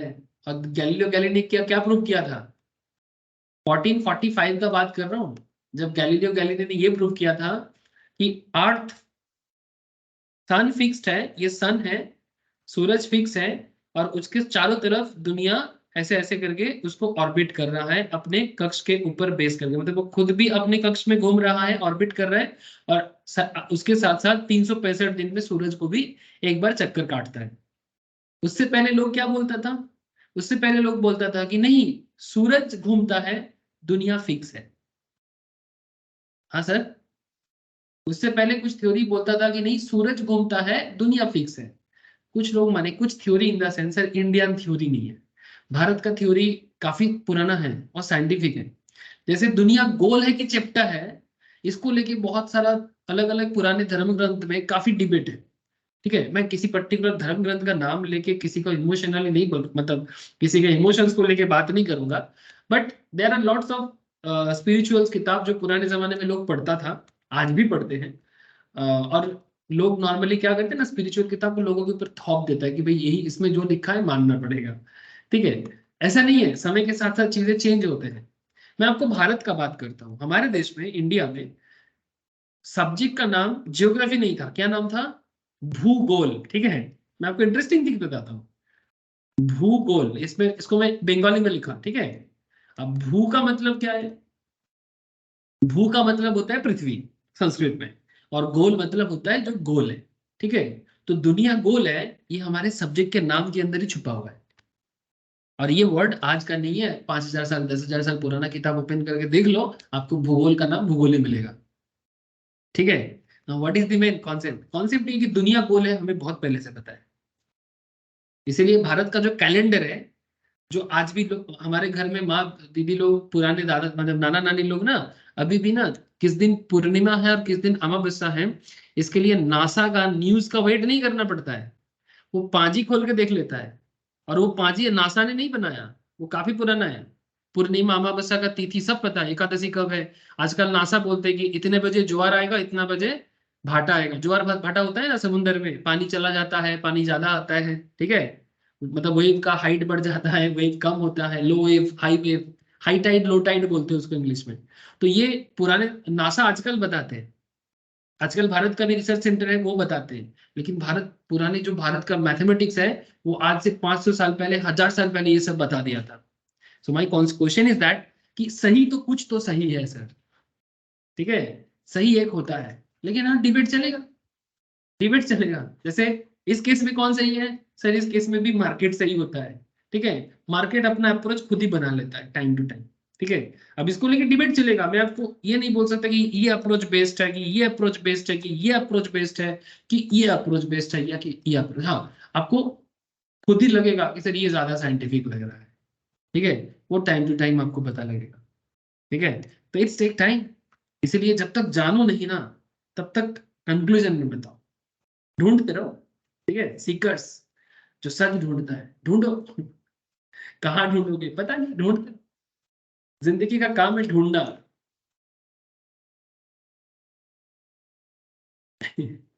कबीर का एक दोहा याद आ गया, कबीर जी एक बहुत फेमस फोक सिंगर है ना, मतलब फोक सिंगर नहीं, स्पिरिचुअल फोक सिंगर, पुराने जमाने में।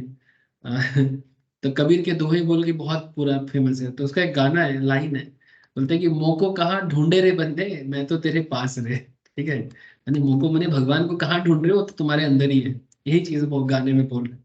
तो वही सच्चाई को कहाँ ढूंढोगे, आपके अंदर ही है, देखो मिल जाए तो। तो डिबेट खत्म हो जाता है सर, इस तरह से हर चीज का डिबेट खत्म हो सकता है। लेकिन क्या है, अब हम लोग फाइनेंशियल डेवलपमेंट के पास साथ चल रहे हैं, तो फाइनेंशियल डेवलपमेंट होता जाएगा, कौन सा अप्रोच सही है इसको लेके बातचीत चलता रहेगा। सर एक अप्रोच होगा क्या? हाँ सर होगा। अच्छा मुझे प्लीज इतना बताओ, अभी तक मैं जो आपके साथ डिस्कशंस किया, आप लोगों को बात सब सारा समझ में आ रहा है? हेलो, कैलकुलेशन तो अभी किए ही नहीं, अभी करेंगे। चलो बताओ सर, ए बुझते পারছে সবাই? हाँ सर। अरे वाह, थैंक यू सर। अच्छा, now what is the point, चलो एक इंपॉर्टेंट कॉन्सेप्ट बात करते हैं। सपोज आपको एक सिंपल क्राइटेरिया बताते हैं रिटर्न कैलकुलेट करने का, ये एक शेयर होल्डर को कितना रिटर्न चाहिए। ठीक है, शेयर होल्डर का रिटर्न बने कंपनी का कॉस्ट, पहले ही बता दिया था। शेयर होल्डर का रिटर्न बने कंपनी का कॉस्ट। मानो मार्केट में बॉन्ड का एक यील्ड चल रहा है, प्लस डिफरेंशियल रिस्क प्रीमियम होता है।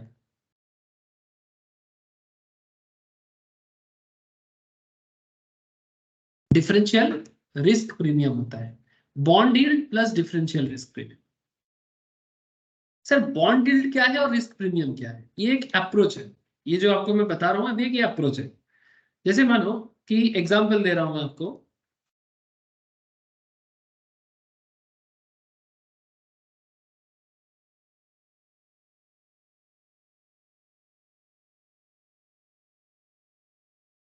bond yield is 14%, differential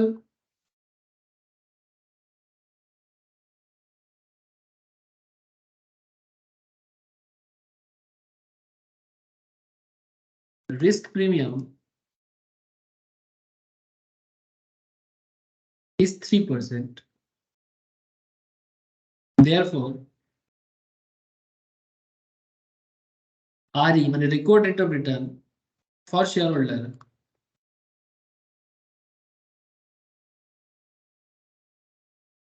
equals to 14 plus 3 equals to 17%. Sir क्या हुआ ये क्या हुआ? सर कुछ नहीं, मैं आपको एक सिंपल सा हिसाब बताया कि एक बॉन्ड मार्केट में रिटर्न दे रहा है 14%। सर आप ऐसे कैसे ले सकते हो? सर इसके लिए आप मार्केट में कोई भी कंपनी का बॉन्ड देख लो ना, ये देखो कितना सारा बॉन्ड का यहाँ पर लिस्ट है एनएससी के साइड में। क्या आप कूपन रेट को ही इंटरेस्ट बोलते हैं ना सर, तो कोई 10% दे रहा है, कोई 11% दे रहा है, यहाँ पर पूरा लंबा लिस्ट मिल जाएगा आपको। ये देखो 10%, 11%, 9.5%, 7.5%, 8.5% दिख रहा है आपको। ठीक है, there are lots of bond available in the market. ठीक है, तो what is the point sir, तो 11% तो बॉन्ड में मिल रहा है, तो मैं इसको एग्जांपल में दिया कि 14%, ये मेरा एक क्वेश्चन में, तो मैंने जो आपको लिखा है एग्जांपल में ये 14%। तो ऐसे ही किसी बॉन्ड में अगर 14% मिल रहा है, और अगर आपको लगता है कि आप किसी कंपनी के शेयर में पैसा लगा रहे हो, तो शेयर में रिस्क है ना? शेयर में रिस्क है क्योंकि सब कुछ के बाद आपको मिलता है, अगर कुछ नहीं बचेगा तो नहीं मिलेगा। तो ये 3% जो मैंने चूज किया कि रिस्क प्रीमियम 3% क्यों, 5 क्यों नहीं, 10 क्यों नहीं, 15 क्यों नहीं, ये सब्जेक्टिवली मैंने डिटरमाइन कर लिया कि अगर मुझे 3% एक्स्ट्रा मिल जाएगा तो मैं कंपनी में इन्वेस्ट करने के लिए रेडी हूँ। लेकिन ये साइंटिफिक थोड़ी है, मतलब कोई लॉजिक नहीं है। 3% सब्जेक्टिवली डिटरमाइन, मुझे 3% लग रहा है, चौथा को 4 लग सकता है, सनम को 5 लग सकता है, अभिजीत को 7 लग सकता है कि भाई 7% एक्स्ट्रा चाहिए तो मैं पैसा लगाऊं। ठीक है, नील को लग सकता है कि नहीं मेरे को 10% एक्स्ट्रा चाहिए तो मैं पैसा लगाऊंगा। तो ये अप्रोच का ही प्रॉब्लम है। ये जो मैं सिंपल बॉन्ड यील्ड अप्रोच किया ना, इसको बॉन्ड यील्ड अप्रोच भी कहते हैं। ठीक है, इस अप्रोच का एक ही प्रॉब्लम है कि सब्जेक्टिवली डिटरमाइन, सब मन गढ़ंत अपना अपना हिसाब से बता रहा है, अब अपना अपना हिसाब काम नहीं करेगा। ये इसका सबसे बड़ा प्रॉब्लम है, लेकिन ये भी एक अप्रोच है, लोग यूज करते हैं आज भी। इसको लिख लो, the drawback of this approach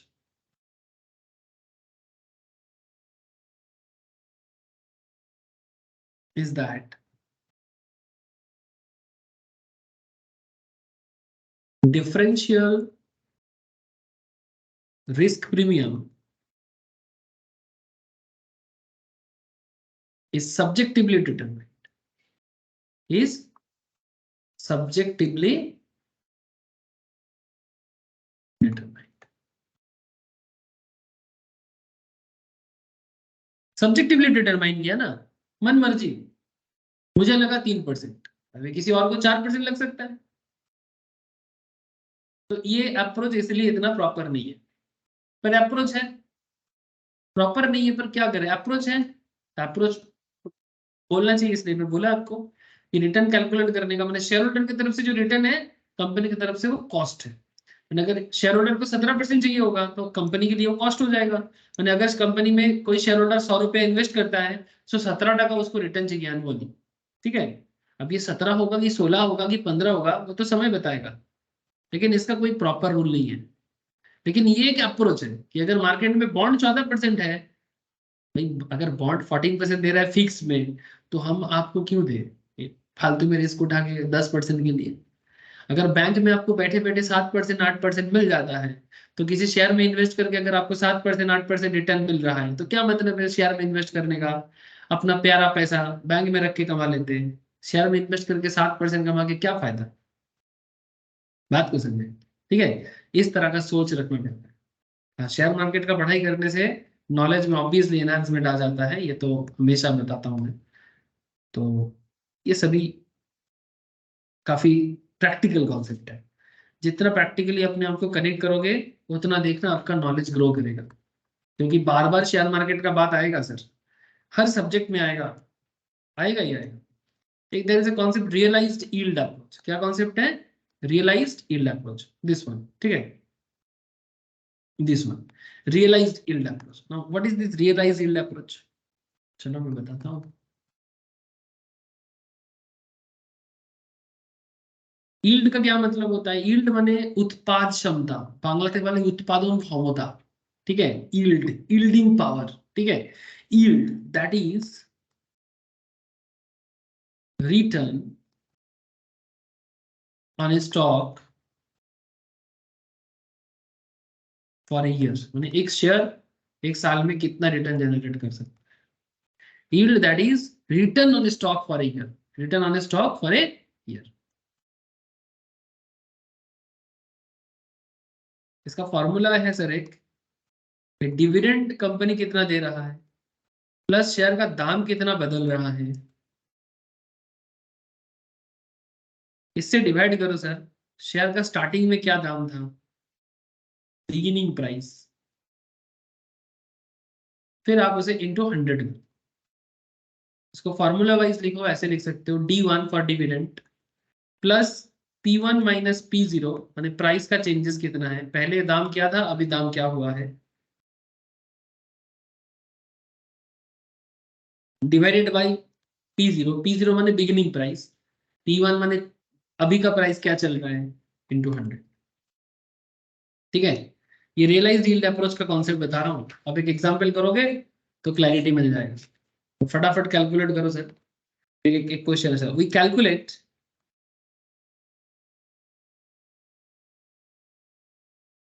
the realised yield approach for each year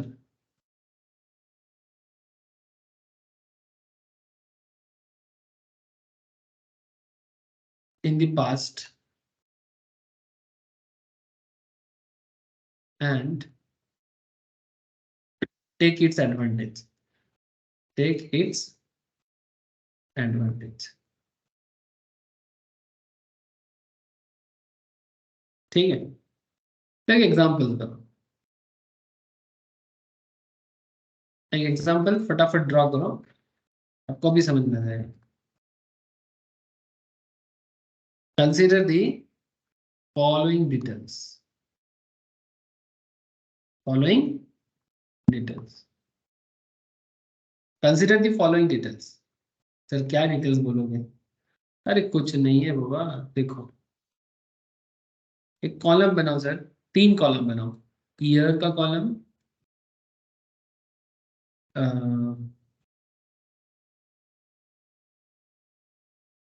dividend per share, dividend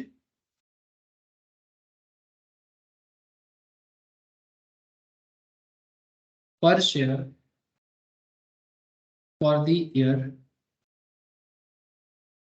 ये एक कॉलम होगा, और एक column banana price at the end of the year, share का दाम price at the end of the year.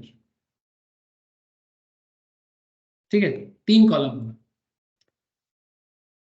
तो इसमें हम लोग 4-5 साल का डेटा कर लेंगे, एक ईयर में दे देना 1 2 3 4 5, 5 साल। डिविडेंड फॉर द ईयर में फर्स्ट ईयर 20 पर शेयर, 30 पर शेयर, 40 पर शेयर। मैं आपको दिखा रहा था ना आईटीसी कितना डिविडेंड देता है, इस तरह का बात कर रहा हूँ। 20 30 40, फिर 30 एंड फिर 50। ठीक है, फिर price at the end of the year 600, share का दाम 640, 700, 780, 750। ये हो गया शेयर का दाम हर साल के एंड पे। ठीक है सर, करना क्या है वही तो बताऊंगा। Calculate calculate rate of return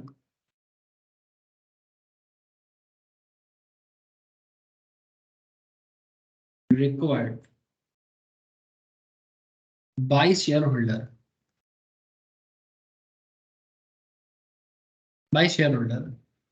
using realized yield approach। ठीक है, रियलाइज्ड यील्ड अप्रोच, ये फॉर्मूला को यूज करना है। अब सोल्यूशन कैसे होगा, फटाफट मेरे साथ साथ करो।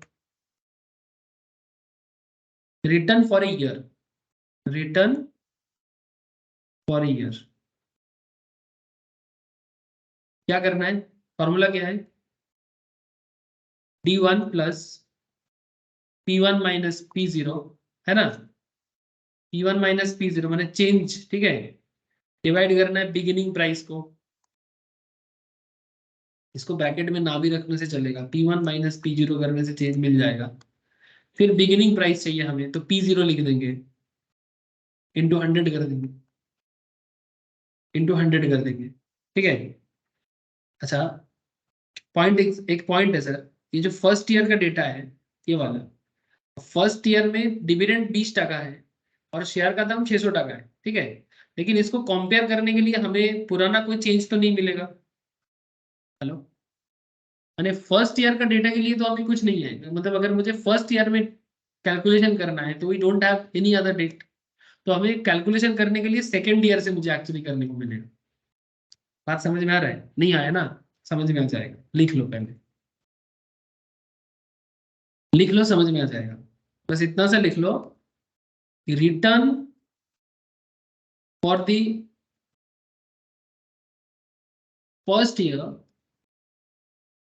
Year cannot be calculated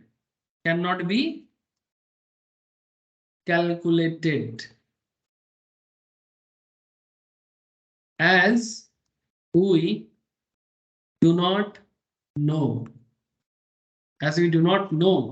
the price, we do not know the price at the beginning of the first year, we do not know the price at the beginning of the first year, beginning of इसीलिए क्योंकि हमें beginning price पता नहीं है ना, and price पता है, तो हम लोग फर्स्ट ईयर का रिटर्न कैलकुलेट नहीं कर सकते, पर सेकेंड ईयर का तो कर सकते हैं। तो कैसे होगा, चलो एक दिखा देते हैं, बाकी घर पे कर ट्राई करना। तो फॉर दी सेकेंड ईयर का रिटर्न कैलकुलेट करो, सेकेंड ईयर इक्विटी वाले को कितना चाहिए। सर मुझे एक चीज बताओ, डिविडेंड कितना चल रहा है सेकेंड ईयर का, 30 है ना, शेयर का दाम में कितना बदलाव है, 640 अभी चल रहा है और पहले 600 था, तो P1 अभी है, P0 पहले था, और बिगिनिंग प्राइस कितना है जो पहले का प्राइस था। तो क्या कर देंगे, इसको फॉर्मूले में पुट करेंगे, 30 प्लस 640 माइनस 600, है ना, माइनस 600 होल डिवाइडेड बाई 600, तो कैसे होगा? पहले ब्रैकेट का काम कर लो। 30 प्लस इधर कितने का डिफरेंस है? 40 का, तो 70 हो गया। 70 बाई 600 हो गया, इंटू 100 तो करना ही है। तो 70 बाई 600 इंटू 100 कितना हो जाता है? 70 बाई 600 इंटू 100 कत হচ্ছে রে?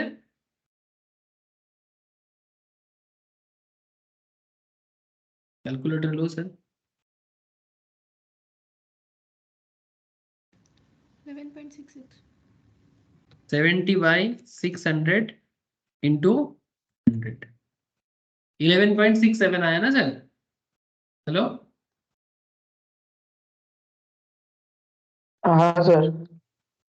सैमन क्या बोला कि सर 7 पॉइंट क्या बोला?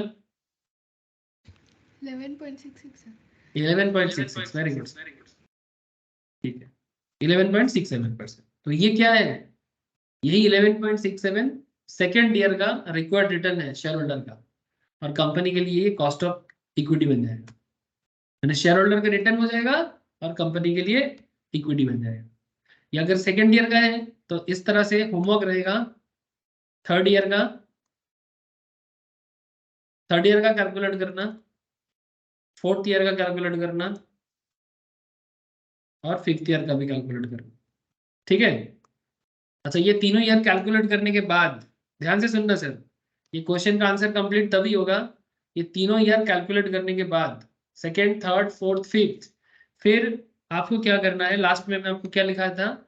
एवरेज करना पड़ता है। ये देखो लिखा था ना, calculate the realised yield approach for the each year in the past and take its, sorry मैं एडवांटेज लिखा दिया, एवरेज एवरेज एवरेज, इसको काटो सर। एग्जाम्पल से पहले मैं यहाँ पर गलती से एडवांटेज वर्ड लिख दिया, ये एवरेज होगा। यानी जितना 5 साल का जो भी कैलकुलेशन होगा फिर उसको एवरेज कर देना। मैंने 1 साल का कैलकुलेट करके दिखा दिया, आपको क्या करना है? Third year, fourth year, fifth year सब कैलकुलेट करना, और फिर लास्ट में average of past returns, average of past returns. जैसे 11.67 ऑलरेडी मिल गया है, इसी तरह से बाकी और भी मिलेगा आपको, जो मैं अभी आपको बताया नहीं, ठीक है, जो अभी मैं कैलकुलेट नहीं किया बट आपको कैलकुलेट करना है, ठीक है। तो मैं जस्ट आप एक नॉर्मल डिजिट की तरह दिखा रहा हूँ। इस तरह से सारा अमाउंट को प्लस प्लस प्लस प्लस करना, जितना भी आएगा 4 साल का, 2 3 4 5 4 डेट आएगा, उसको डिवाइड कर देना 4 साल से। आपको आंसर कितना आएगा मैं बता देता हूँ, 11.39% आएगा। ये चेक कर लेना कैलकुलेट करके, ठीक है। तो ये हो जाएगा आपका एक्चुअल आंसर कि as per the realised yield approach share holder का रिक्वायर्ड रिटर्न हो जाएगा 11.39, ठीक है। कम से कम उतना उनको चाहिए और कंपनी के लिए उतना खर्चा पड़ जाएगा, मैंने कॉस्ट ऑफ इक्विटी। मैं आपको आंसर बता देता हूं, आप लोग फॉर्मूला में पुट कर सकते हो।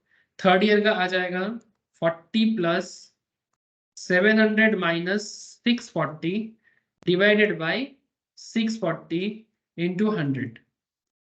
फोर्थ ईयर का आपका हो जाएगा 30 plus 780 minus 700 divided by 700 into 100। और फिफ्थ ईयर का आ जाएगा 30 प्लस,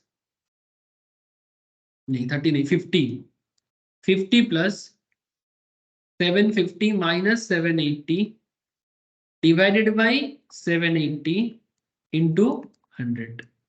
अब कैलकुलेट कर लो कितना कितना करके रिटर्न आ रहा है। इसका आंसर आना चाहिए 15.625%। इसका आ जाना चाहिए 15.71%, और लास्ट वाले का आना चाहिए 2.56%। ये मैंने आपको बताया, पर आपको खुद कैलकुलेट करना है, कैलकुलेट करके लास्ट में एवरेज निकालना, और ये जो आंसर आएगा यही आपका फाइनल आंसर होगा, ठीक है। समझ में आया सर? बताओ मुझे, इजी है, मुश्किल नहीं है, बस कॉन्सेप्ट इंपॉर्टेंट है कि हम क्या कर रहे हैं और क्यों कर रहे हैं। फाइनेंस का क्वेश्चन टफ नहीं होता, फाइनेंस का कॉन्सेप्ट मुश्किल होता है। अगर आप प्रैक्टिकली सोच नहीं पाओगे तो क्या करना है यही नहीं समझ पाओगे। कैलकुलेशन तो बच्चा भी कर देगा, क्योंकि कैलकुलेशन क्या है? बस plus minus into divide calculation ही करना है, सिंपल मैथ्स है। उसमें कुछ नहीं, वो क्लास 10 तक का मैथ्स का नॉलेज होने से ही कैलकुलेशंस हो जाएगा। प्रॉब्लम करता है कॉन्सेप्ट, कि क्यों कर रहे हैं और किस लिए कर रहे हैं। अगर आपको ये क्लैरिटी हो जाता है, फिर फाइनेंशियल मैनेजमेंट आपके लिए नॉर्मल हो जाता है, तब जाके आप एक कंपनी का फाइनेंस मैनेजर बन सकते हो। ठीक है, कॉन्सेप्ट, ठीक है, कैलकुलेशंस हो जाता है सर। आई होप कि आज का क्लास समझ में आया। नेक्स्ट दिन आपको बाकी अप्रोच बताएंगे। हाँ बोलो सर। রিয়েলাইজড ইল্ড অ্যাপ্রোচের একটু পেজে যাবেন তো, মানে একটু ছেড়ে ফেলেছি। কোন জায়গাটা যাব? Realised yield approach D. হ্যাঁ মানে রিয়েলাইজ yield অ্যাপ্রোচ, বাট কোন কোন পয়েন্টটা বলছিস বল? মানে আমি যেটা লেখালাম ওইটাতে? হ্যাঁ হ্যাঁ স্যার। আচ্ছা, এই যে কোনখানটা বল, এই যে এইখানে লিখেছি yield that is return on a return on a, point. Return on a stock for year. তো, স্টক স্টক স্টক মানে শেয়ার। হ্যাঁ, ঠিক আছে স্যার। ঠিক আছে, আর কিছু, আর কিছু মিস হয়েছে? না না। अच्छा, ओके सर। सर घर पे रिवाइज करना, घर पे रिवाइज करना, ठीक है। रिवाइज करने से जिसका कॉन्सेप्ट क्लियर नहीं है वो भी क्लियर हो जाएगा। और रिकमेंडेशन हमेशा रहता है कि शेयर मार्केट का पढ़ाई भी करते रहो साथ साथ में। देखना ये सब एकदम नॉर्मल लगेगा। शेयर मार्केट क्लास मेरा सब नॉर्मली सुबह सुबह होता है 9:30 से। जिनको करना है, मैंडेटरी नहीं है, बट करोगे तो अच्छा होता है सर, काफी हेल्प हो তাহলে जाता है এসি सबको। লিখবেন, তাহলে করবো। हाँ बोल। লিঙ্ক সেন্ড করবেন, করবো তাহলে। ठीक है सर, मैं बोलूंगा। ठीक है, शेयर मार्केट का क्लास जो लोग ज्वाइन करना चाहेगा मैं बोलूंगा सर। एक्चुअली शेयर मार्केट करने से अच्छा होता है, आपको काफी नॉलेज एनहांस हो जाता है। ठीक है, मतलब ये प्रैक्टिकली आपको फीलिंग्स आ जाता है। बाकी कौन करेगा नहीं करेगा ये पर्सनल मैटर है। ठीक है, मैं आपको बता হ্যাঁ दूंगा। ठीक है, अच्छा सर, तो फिर आज इतना ही है। गुड नाइट फिर। बाय হ্যাঁ sir, sir. Good okay, bye. Thank you, sir. Thank you sir. Thank you sir. Thank you sir. Bye, sir. Bye sir, bye.